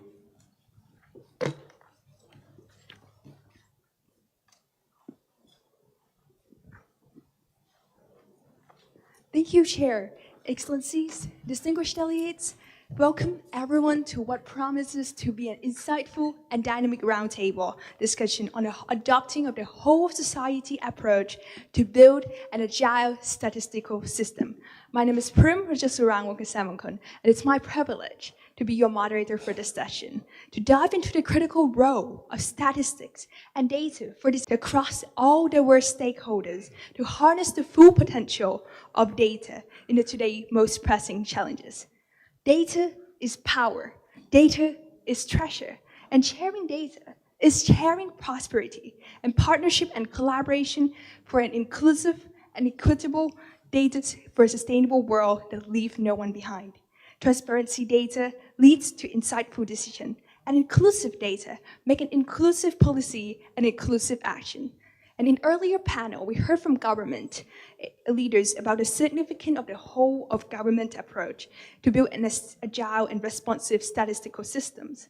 And now we shift to a broader ecosystem, to engaging the voices beyond government, to the voices of the academia, private sector, civil societies, and beyond, to diverse perspectives of how we collectively action and revolutionize the way we share data we create data and use it to drive better decisions and outcome for all. And our speakers will delve into how traditional and non-traditional data can be disseminated to address complex, multifaceted issues, to enrich our standing, and also empowering evidence-based decision-making. We will also explore how data not only guide policy, but play a critical role in attracting investments for data, shaping business strategies, and advancing research across disciplines. And we also spotlight new opportunities for new statistical systems to expand their reach and also engage with stakeholders for them to bring hope, to bring actions, and to bring inclusive decision-making and add the value to the society. But for this roundtable, I will introduce each speakers and we'll ask them 3 rounds of questions. So let's begin. Our first speaker is Ms. Haishan Fu, and she is the chief statistician of the World Bank and the director of the World Bank Development Data Group. She leads the development and implementation of the World Bank data agenda. And before joining the World Bank, she worked at the UNDP, and she was also the director of the statistics division here at the ESCAP. From your perspective of a development partner, how can we harness the data from traditional sources and non-traditional sources to create a richer and more comprehensive understanding of complex issues? Thank you very much. It's really great to be back. Actually, sitting here reminded me about 14, 15 years ago at such a gathering, one of the chief statisticians openly asked, the demand for data to be produced by us is increasing so fast, and we are just having this much resources. So how can we cope and how can we respond? Indeed, our development challenges are becoming more and more complex. We're really in need of data, not only just descriptive, but also predictive, and also becoming increasingly prescriptive. So that the answer to the question is we must hold tight to strengthen our national statistical system, but also going beyond. This is also why in the WDR, World Development Report 2021, Data for Better Lives, we made it very clear that we believe the public intent data produced predominantly by government statistical system remain fundamental to development. But at the same time, private intent data that increasingly in the hand of private sectors are holding huge potential, but it's really when they're combined could yield the kind of unprecedented insight that we really need. That's also why in the report we put forward a vision of an integrated national data system, as you call a whole of government agile statistical systems. In this digital age, that requires a whole set of enabling conditions and safeguards. That means together we must work really collaboratively to evolve effective data governance. That means that we not only have the right infrastructure, digital infrastructure that build in the interoperability of data from different sources, but also have the right laws and regulations to help safeguard how data are being shared and used across all the data stakeholders. And we also need to have the right economic policy to level the playing field, and at the same time to really invest in the institutional and human capacity so that we can leverage those new technology, new data sources, and generate those new insights. We're not just at the digital age, we're actually at unstoppable AI age. That means that there's so many countries and people are still remaining on the wrong side of the AI divide and digital divide. That's why at the World Bank, we recognize how important it is for us to work with countries to scale up investment, to build this effective data governance conditions so that we can make sure what you call the traditional and non-traditional data can be leveraged to support country and development for the inclusive future we need. Thank you. Thank you very much, Ms. Fu, for your insightful perspectives on sharing data governance collaboration and then to combine different data sources to create a greater impact. Our second speaker is Ms. Lisa Grace Versailles. She is the Undersecretary for Population and Development at the Philippines, heading the Commission on Population and Development. And she was the first national statistician of the Philippines from 2014 to 2019, as is currently a professor of statistics at the University of the Philippines. From your perspective, how can we harness data from traditional and non-traditional sources to create a richer, more comprehensive understanding of complex issues? Thank you very much. From my perspective, we harness data from various sources by holding regular conferences to discuss these complex issues and how traditional and non-traditional data can be used to address them. It is very important for national statistics offices to lead or co-organize or to participate in these various forums and conferences.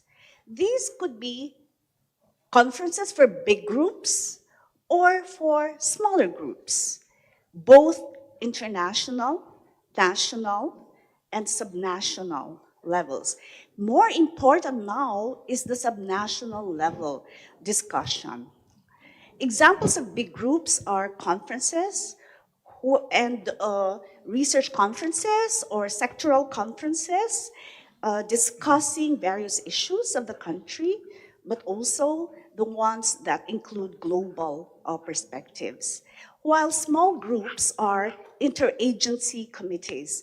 Our national statistician, Dennis Mapa, shared earlier our interagency committees, where we discuss the issues that come out of these big conferences that need to be addressed by smaller groups. So these smaller groups could be those that are policy making for data, or they're actually the technical working groups that develop new methodologies using both traditional and non-traditional data.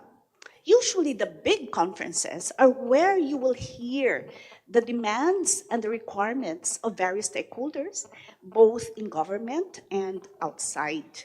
And the smaller groups are where the National Statistics Offices lead in answering those demands using technical issues and data concerns. If I may share with you, in the Philippines, for example, and this is where the concern of my office now, when the PSA produces population projections and they have consultation meetings, these are the big conferences I refer to, the stakeholders will immediately ask for more granular population projections. And these demands are then sent to our Interagency Committee on Population and Housing Statistics, addressed by the TWG on population projections, where academics and private sector participate. It is very important that the NSOs lead these big conferences and small conferences. Thank you very much. Thank you very much, Ms. Bursells, for sharing your perspective on different conferences and how you have consultation to address the diverse demands of the stakeholders. And our third speaker is Mr. Si-Yong Park, where we'll move into as a civil society, who is also the Director of Strategy and Innovation for World Vision East Asia Regional Office. He has been with World Vision since 2011 and previously worked with Shin-Young Securities, Goldman Sachs, and McKinsey & Company. He is also a chartered financial analyst. Working for a civil society organization, it would be interesting if you could share your perspective on how can we harness data from traditional and non-traditional sources to create a richer and more comprehensive understanding of these complex issues. Thanks. From NGO perspective, the starting point would be strengthening partnership across the sectors for the collaboration. We still think that the data from the NSO is still most reliable and consistent data source. But for certain areas, like us NGOs or private sectors or academia can contribute to provide the data. So let me give you an example. So we are using CPI and PPI data from the NSO to understand the trends of the inflation.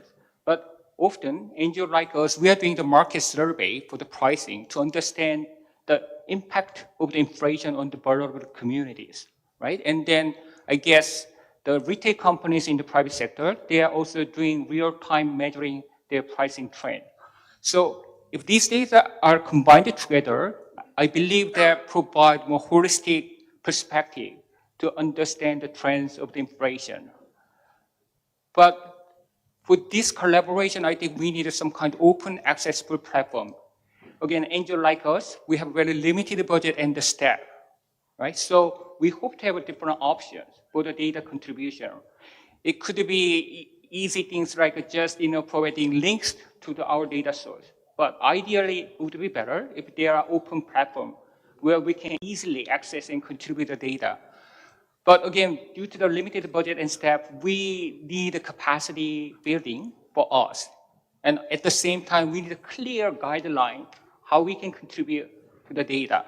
And finally, we are living in a world like a lot of individuals contributing to the data, right? I mean, YouTube and Instagram would be a good example, right? I think it's same for the data contribution. Data could be contents, right? So, but I think the key is how we can incentivize those data contribution, right? And NGO like us, we want to see how our contribution can link to the policy influence and impact on the communities, right? So if there is any way we can showcase that clear link between our contribution and the influence and impact, I think that would be a great way to harness the data. Thank you very much, Mr. Park, for your response. Of open, accessible platforms where NGO can contribute their data with more capacity building and also incentivizing and a clear link of how this link to the policy and decision making to make it more inclusive. And next, we will move to the private sector perspective. And our fourth speaker is Mr. Alfan Manulang. He is the Vice President of the Data Solutions at Telkomsel, Indonesia.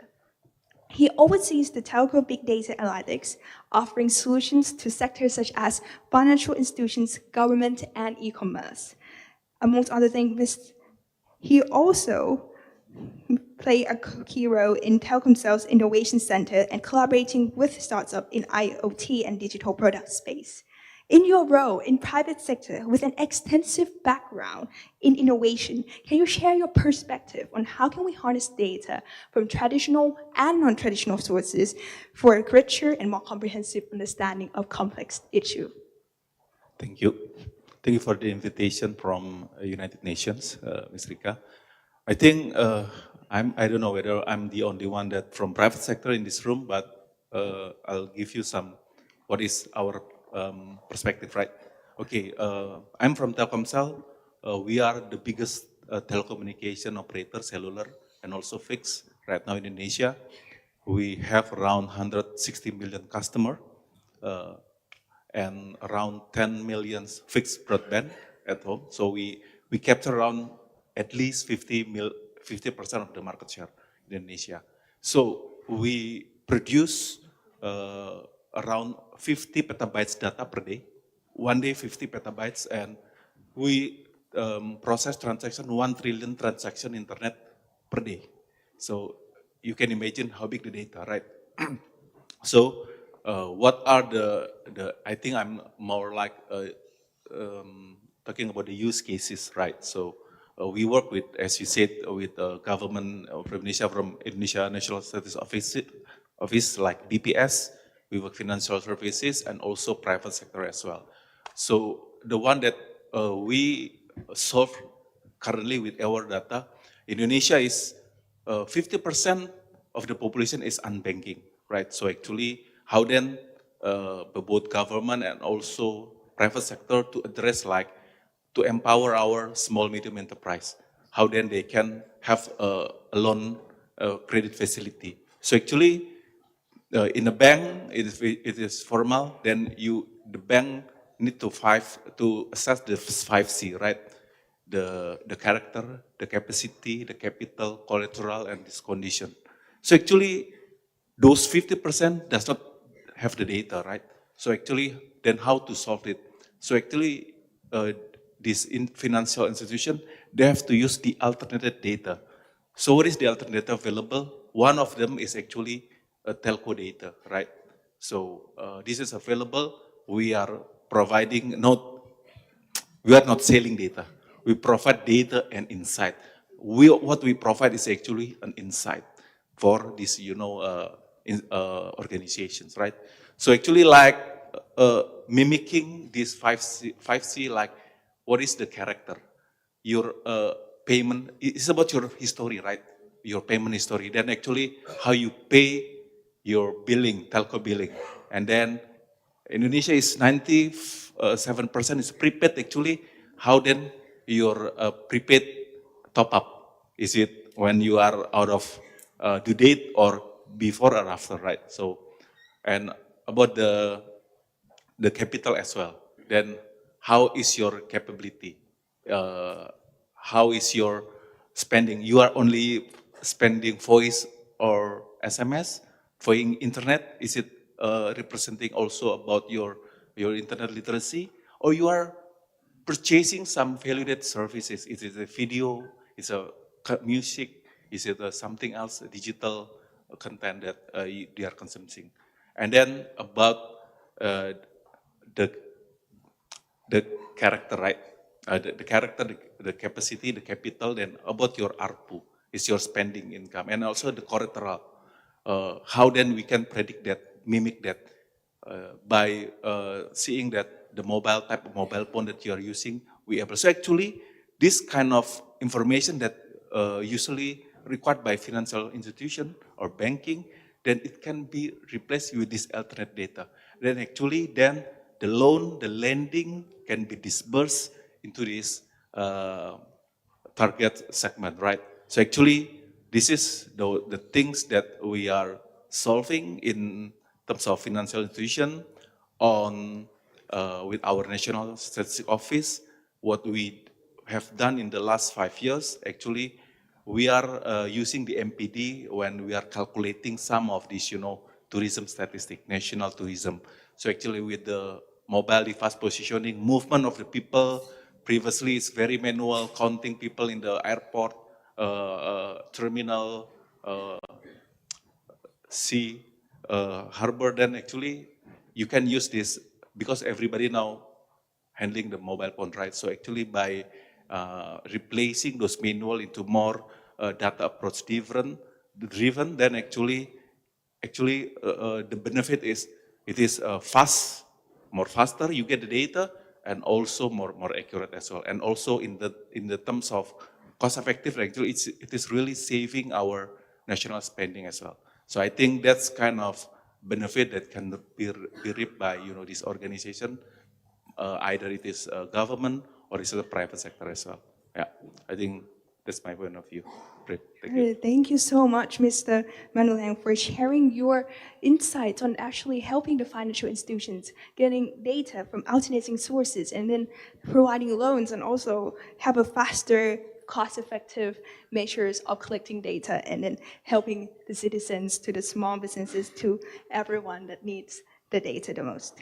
So thank you to our speakers for sharing their different perspective in the first round of questions. And now we will proceed to the second round of questions, where this time we will ask about how National Statistics Office can attract more investment for data to inform business strategies. So first, we would like to start with Ms. Burstels. From your perspective, what can national offices do to attract more investment for data to inform business strategies and to contribute to research? For me, investment for data includes additional funding for NSOs for their budget, but also provision for more capable statistics officers and technical staff. And I emphasize statistics officers, the need for capable statisticians. And also, investment will include support to produce research and innovation. Whole of society approach is needed. This is the way to go. To take advantage of this approach, NSOs need to regularly engage with non-government stakeholders to give the message of the need for support of these types of investment. Non-government stakeholders can provide additional investments, but they can also be the voice of the statistical system to demand government to provide the resources needed by NSOs, especially through budget from government. For me, additional investment from non-government stakeholders will augment what government should provide for NSOs. This has always been my message. The provider of the budget of NSOs should be the government. So how will NSOs give that message? Through champions, through the voice of champions. So academia actually have budgets for research. NSOs can talk to academia. These are the research we need. How do we put together traditional and non-traditional for official statistics? The research question can be given to the academics, and the universities can provide research funding. Universities now actually subscribe to the SDGs as their framework. In my experience, the rankings of universities include SDGs. So in the Philippines, for example, Philippine universities are ranked according to how they support SDGs. Thus, academics, universities provide funding for them to really provide research and even academic programs to support SDGs.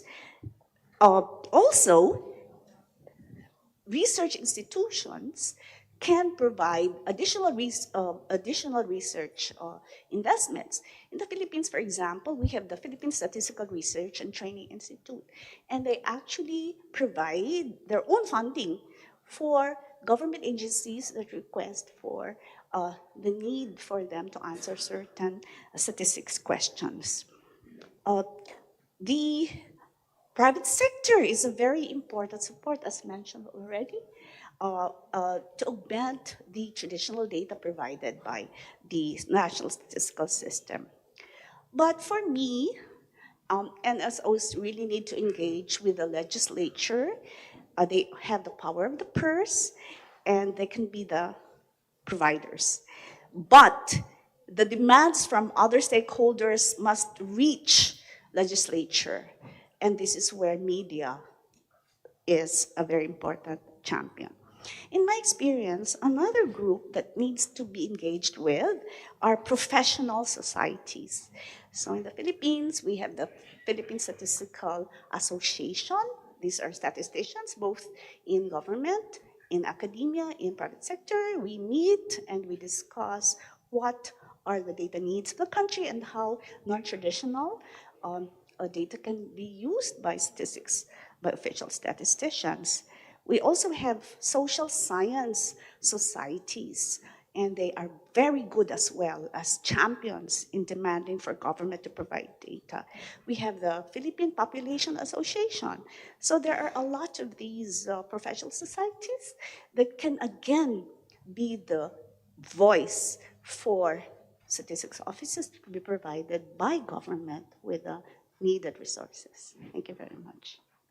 Thank you very much, Ms. Bursos, for your response. As we can engage other stakeholders to advocate and actually be the champions for National Statistics Office to have more investment and to address their diverse demands. That's really interesting. And now we will move on to Mr. Park. Mr. Park, could you please share your perspective on how National Statistics Offices attract more investment? Yeah. So to harness the data, to leave no one behind, I think there's a process from the data collection to the use of the data, right? And then I think the NSS role can evolve mainly from the data provisions to the kind of problem-solving leaders across the entire process. And I talked about how the NSO can help in terms of like a platform and partnership and then the communities earlier. But I think there are also opportunities in later part of the data usage. For NGO like us, we are using the data from NSO to develop our strategy and planning, right? And we are using that for the funding allocation and programming choice and footprint optimization, right? Then I think it's important for the NSO to understand what are the needs of the end users, right? For example, we're looking more into the climate change and migration, so that maybe NSO can help to develop some of the data for that kind of emerging area. I think the other possible idea is that how to improve the user experience, right? If we go to the NSO data, we know that there are a lot of data available there, right? But for some people, it's not easy to find the right data to build a perspective, right? So maybe some advanced, tools like queries and machine learnings and advanced search engine help end users to identify right data to make the right decisions. Thank you very much, Mr. Park, for having platform partnerships, but also getting the right data for the right decision to help NGOs and collaborating with NSO, also having the data for climate change, for gender equality from diverse perspectives. And now we'd like to move on to Mr. Manulang. For the private sector perspective, can you please share how do NSO attract more investment for data to inform business strategies and contribute to the research? Okay, I just want to elaborate what Mr. Park already telling. Since I'm from the field, so I'm talking about the use cases, right? So the use cases that we have been implementing, like with NSO, is actually, besides providing insight for this National Statistics Office, also we work with local government. Let's say one of them is in Sabang. Sabang is very west of Indonesian part, Aceh, Sabang. So actually, we work with the local government over there, and actually, they need the insight actually. Okay, where are the origin from the tourism coming from? Whether is it local or is it international tourists? Okay, foreigner, right? So actually, we provide insight, and then actually, they know from which province actually they are coming, how much the length of stay that they are afraid they are staying in this location, and actually, as well, actually, what are the future or the feedback coming from this local. So they can have like every one of the tourism that coming to this area, Sabang, to get interview. Actually, we deploy what we call it a digital survey. Later on, after they are visiting, let's say after 2 or 3 days, then they send a survey. What will be what is their experience? Like Mar said, what is the common experience? What are the facilities that's still lacking in this area? What are the attraction and the activity that they want to have? And what are the things that own the food and beverage things? What are the services? So they get the insight, and actually what are the spending as well? How much they spending it, and at the end actually for the local government, they can track. If they, Sabang, targeting 1 million visitor every year, then actually from every month, how is the achievement? So they can do what are the necessary action to increase the visitor to their area, actually. So that kind of information that we provide is really insightful. We work with them. In the other area as well, like in West Sumatra, there is area in Bukit Tinggi, Jam Gadang is like Big Bang in London, but a small version in Jam Gadang. This area is very open area. They want to count how many visitors, because they are not non-ticketing, without ticket. So how many visitors that in this geospatial area that they want to count. So actually with that, it is a possibility that can be happening through the telco data. That previously it's very hard doing manual, even with human, but with this data that provided by this private sector, that it is possible. So every measurement, every target, it more measurable and can be tracked and can be improved along the way, depend on what are the performance that's happening in this current month or date.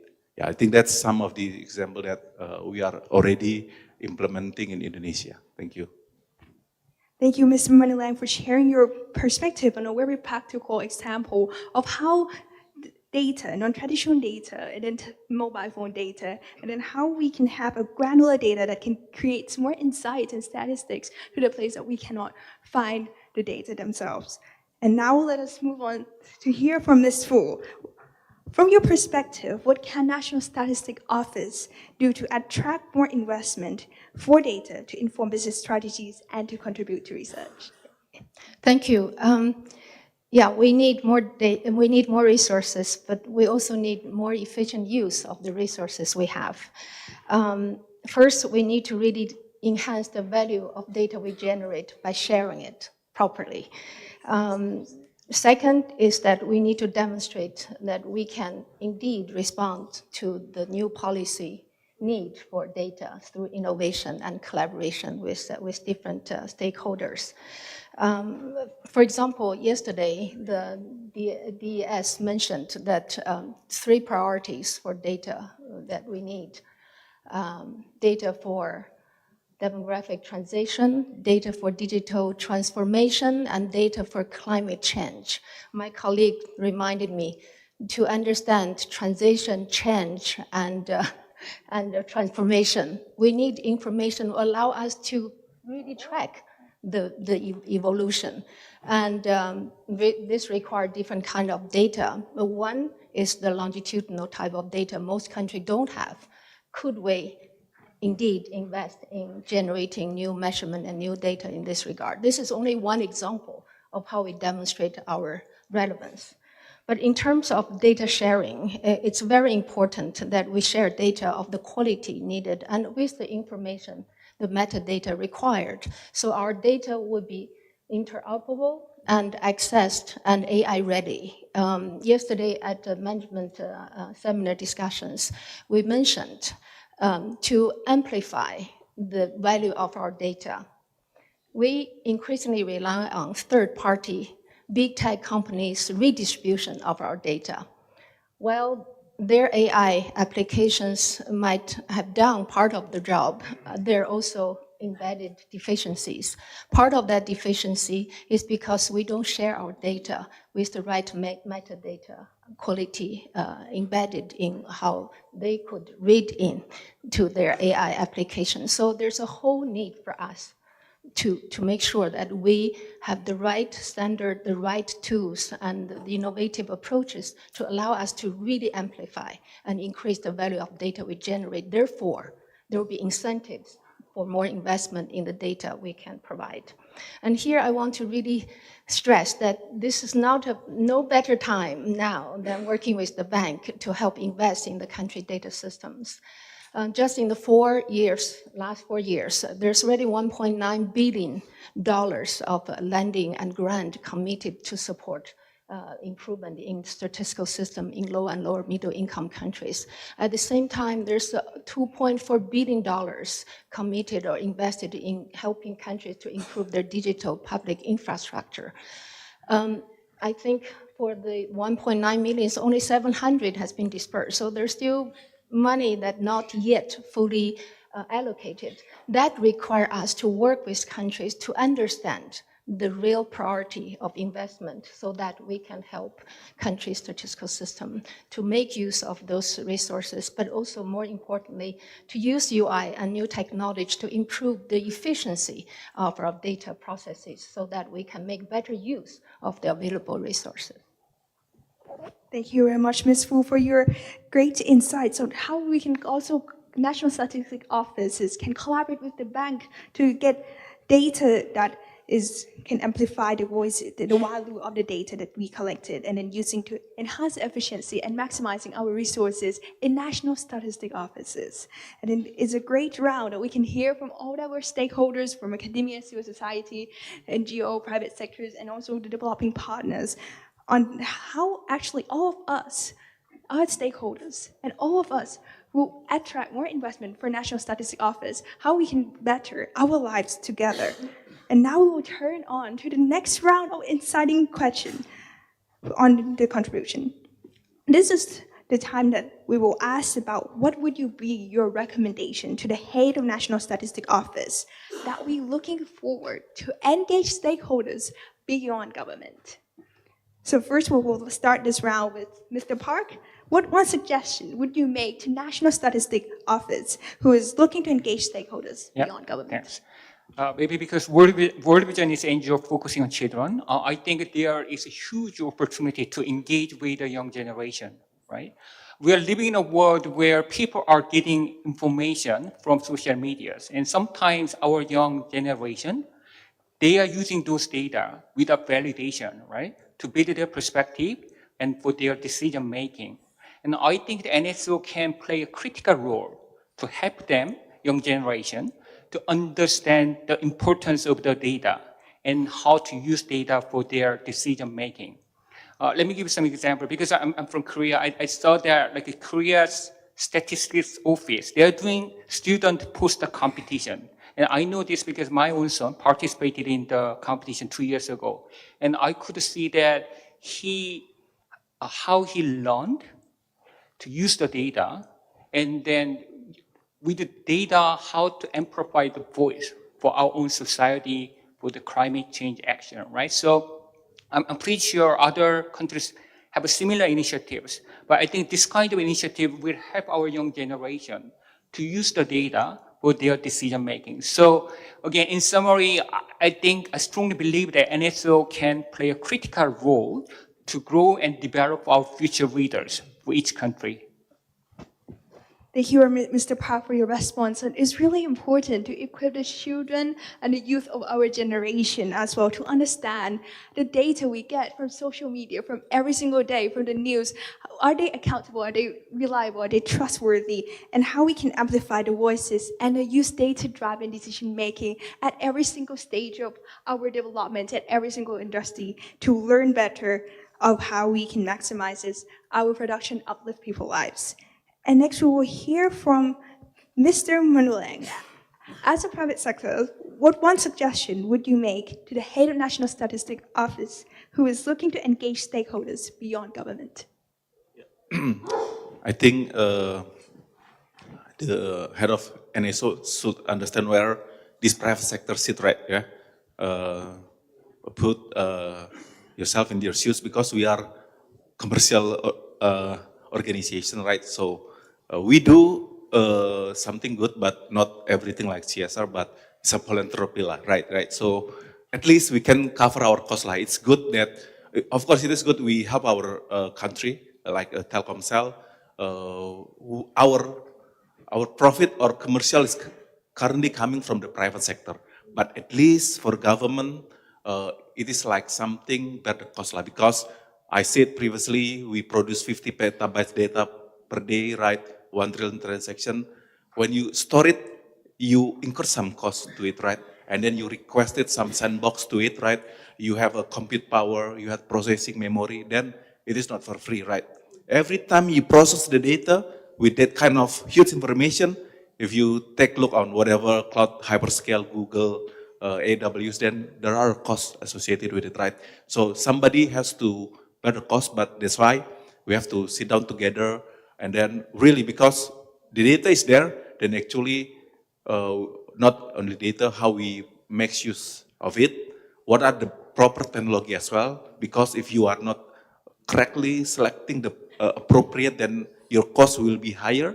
So we have to set the right technology, the right mindset, the mechanism algorithm, right?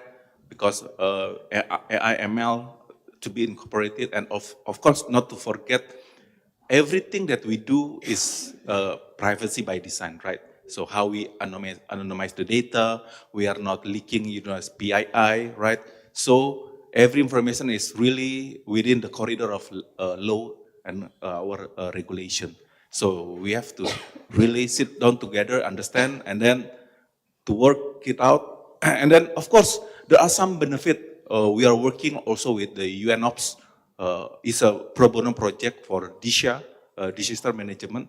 Actually, how we learn, this from humanitarian project, we built how our data can really help, poverty, but then we can extend it, the use case that we built together with UN to other commercial sector. So it's a learning process that we benefit, but the other end, we can monetize it to other sector that really will use it, right? So actually it is a joint project. We learn together, we experiment from that, then actually from the knowledge that we get, then we can extend it to some other private commercial sector. I think that's the kind of how we are really looking at, and then we can continue how we collaborate this public-private sector partnership together. Yeah. Thank you, Mr. Mernelang, for sharing your ideas on how we can have public-private partnership that creates a win-win situation for everyone. And now let's move on to World Bank for Ms. Fu. What one suggestion would you make to a head of National Statistic Office who is looking to engage stakeholders beyond government? Thank you. First of all, I want to applaud ESCAP. You're already engaging beyond government, especially with a youth leader sitting right next among us. The future is yours. The whole of government data system is going to be in your hands. So I'm really glad this is a real, engagement in practice. Two quick ideas.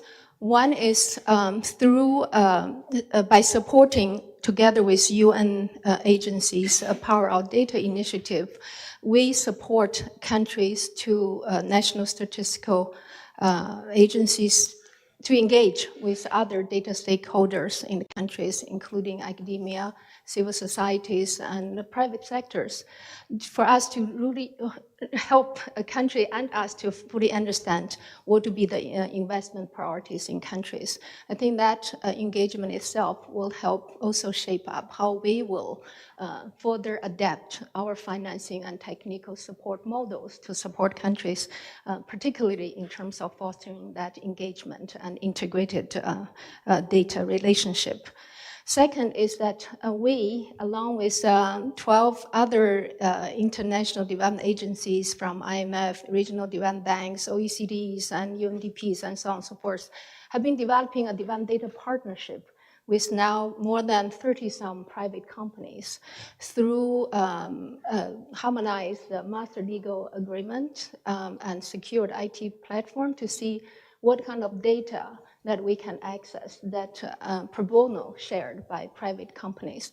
This could be from big companies as big as Meta, LinkedIn, Google, to smaller new startups that are generating and sharing or distributing geospatial remote sensing type of data, or transport companies. But that's only a start. I think by relying on pro bono and goodwill-based data sharing can allow us to go just that far. I think we haven't yet figured out how to best engage with private sectors beyond just the goodwill and respecting your business bottom line, but also understanding what would be the right economic incentive and social responsibility balance that allow us to be sustainably, reliably tapping into the data in your hands for the different challenges we face. So that experience we're gathering, we hope through the lessons learned and the knowledge we gained, we can also bring to our countries to help that kind of engagement and partnership building and new relationship development. But more importantly, to explore what would be the most viable model in this more connected data system. Thank you, Mr. Fu. And then we can see the critical role of the development partners and also developing agencies, the UN ESCAP, and all the agencies that can come together. And then you can also join the development data partnership that they engage with private sectors, and then this would be a public, a private, we have partnership, and also with development partners, civil society, and beyond. And now we would move on in terms of academia to Ms. Bursell. From your perspective, what can National Statistic Office do to attract more people, and also what one suggestion would you have? Actually, my recommendation is very specific to the national statistician or the chief statistician. It is very simple. Be visible. Do regular press conferences on official statistics. Engage with media, emphasizing the NSO's mandate of providing the data and information for the country, but emphasizing openness to the use of non-traditional data sources to help address data gaps, to address granularity and timeliness.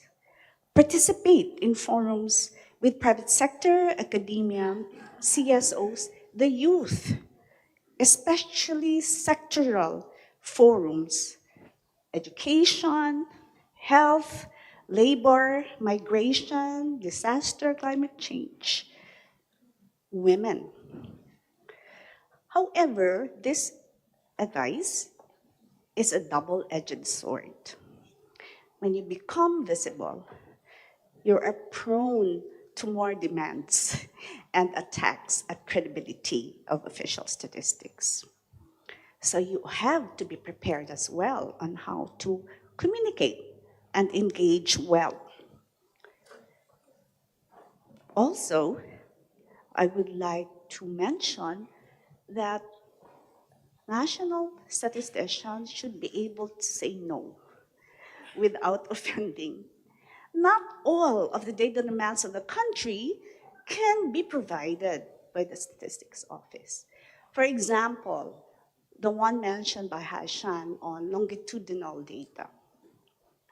My office is the one leading the Philippines on helping usher demographic dividend in the Philippines, looking at demographic transitions, including our forecast to become an aging society.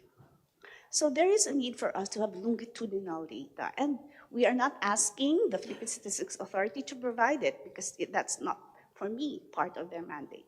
So what is being done, because the PSA convenes various stakeholders in big conferences and small conferences that I mentioned earlier, there is recognition of those demanding these granular data that the PSA cannot provide all of this. So now, we actually have two very good longitudinal data. We have the longitudinal data on young Filipinos, started in 2016, before COVID. And they started looking at 10-year-olds in 2016. Now they're older after COVID. And there's a lot of information that we are happy with, but we worry about. And this will continue until they become age 19. This is not done by the Statistics Office. This is done by a university with support from UNFPA. Another is longitudinal data on aging Filipinos. So isn't that exciting? We have this data that also started in the early, middle 2015, also before COVID. So we have information on the status of aging and older Filipinos. And this is not done by the Statistics Office. This is done by another university with support from a development partner. So be visible, but be ready with an engaging way of saying, no, that is not part of our mandate, but you are with us, you stakeholders, you have to support us. Thank you very much. Thank you, Ms. Berto. Be visible, be ready, and now also the academia also have great data that they already collected about aging, about PSA, and then that we can also, both of us, every one of us can benefit from these data, from those sharing. Since we still have a little bit more time, we have one last round, a very quick question of how can we move forward to adopting the harness a whole society approach, and then what kind of partnership, successful partnership, to engage a really whole society approach to harness the power of data. Now, this round, can we start with Mr. Park? Yeah, I think that there are certain roles that each stakeholder can play here, right? And based on the speech from the diverse group, I found there are different roles. I think what is important is to create a quick success story for the certain areas. Maybe we may not be able to achieve a lot of things for the short time, right? But maybe for certain areas, I think if we can make a good success stories, I think that will incentivize other people to join this initiative as well. So I think that would be one idea. Yeah. Thank you. And then Ms. Fu. I think for this whole of society data system to really emerge, the different data stakeholders need to understand each other, learn from each other, and fully tap into the comparative advantage in this complex relationship. So that kind of learning together is absolutely critical for us to find any viable practical solutions in different areas. So I value such a regional forum, but I think we need to be much more proactive, engaging. Thank you, proactive, engaging, and Ms. Purcell. What would you be to take? Let us continue the discussions, the conversations at the international, national, but subnational level. This is the right time really to go down to the grassroots. Thank you. And thank you. Going to the grassroots as well. And also, Mr. Manulang. It's a must win-win situation for everybody, for the stakeholder. Then if it is a win-win situation, then it's a win for everybody. I think that's my point of view. Yes. Thank you to all our speakers for their idea, for their invaluable insights on how traditional data, on different ways on what we have here about all stakeholders that combine together to tackle complex, multifaceted issues, to enhancing our understanding, getting more data for evidence-based solutions. That we also explore how all actors are really proactive into contributing data, attracting investment, and guiding business strategies, and advancing research in across disciplines. And today, we highlighted the vast opportunities of national statistic offices to expand their reach and impact for the meaningful engagement with stakeholders beyond government, from academia, private sector, civil society, and also development partners. From innovative partnerships to successful real-world example, we have seen how inclusivity and collaboration can truly strengthen the statistical systems and enhance the societal values for everyone. We need to think this world is our home, and we need partnership from all of us, for all stakeholders, to create the unbiased data, more disaggregated data, equitable data, gender data, children data, youth data, and the private sector data, disability data that will foster a sustainable future that leaves no one behind. To invest in data, invest in people, invest in youth, and that we can really turn our hope into action. And thank you to our speakers again for sharing your insights and ideas to build a more agile and inclusive statistical systems for everyone and for everywhere. And thank you. And now I hand back to the chair. Thank you. Thank you.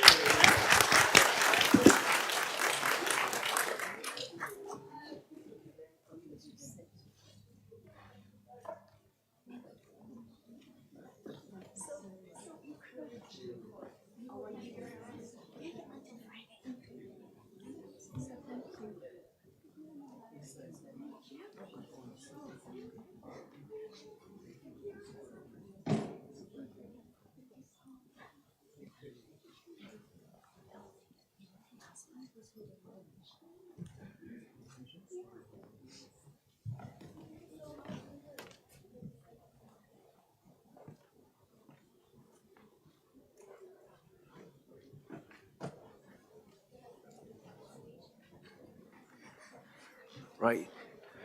Thank you to our speakers and to our moderator for leading us through this panel discussion. Excellencies, distinguished delegates, before we take lunch break, may I remind you that we shall resume our agenda item 2 at 2:15 p.m. in this conference room. I will now pass over to our secretary to give some short announcements and to tell us more about the lunch time and the side event. Thank you very much, Excellencies, distinguished delegates. Thank you so much for your active participation in our morning session. The Secretariat is pleased to invite you to join lunch generously hosted by Bloomberg Philanthropies, which will take place in reception hall on the ground floor of this building. Lunch will be served from 12 to 1 o'clock. After lunch, there will be a side event on unlocking the power of civil registration data for effective governance, which will take place in meeting room A, level 1, this building. This side event will facilitate discussion on the importance of digitalization to achieve universal registration of vital events. You will also learn about the ongoing use of civil registration data for evidence-based policies. In addition, the side event will provide you with an overview of plans for the third ministerial conference on civil registration and vital statistics, which will be held from 24 to 26 June 2025. Additionally, I would like to bring to your attention that exhibitions are taking place right outside this room, and I would like to have a look.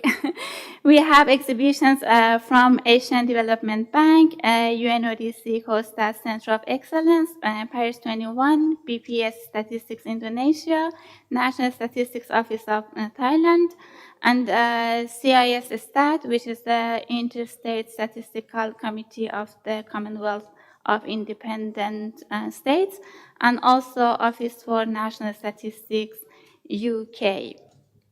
And also, there is a photo booth set up outside the room, and please feel free to take photos. And here also, I would like to invite bureaus of members of the 8th and the 9th session of the committee for group photo at the photo booth outside the room. Your liaison officers will escort you. And thank you very much, and see you at the lunch and also at side events.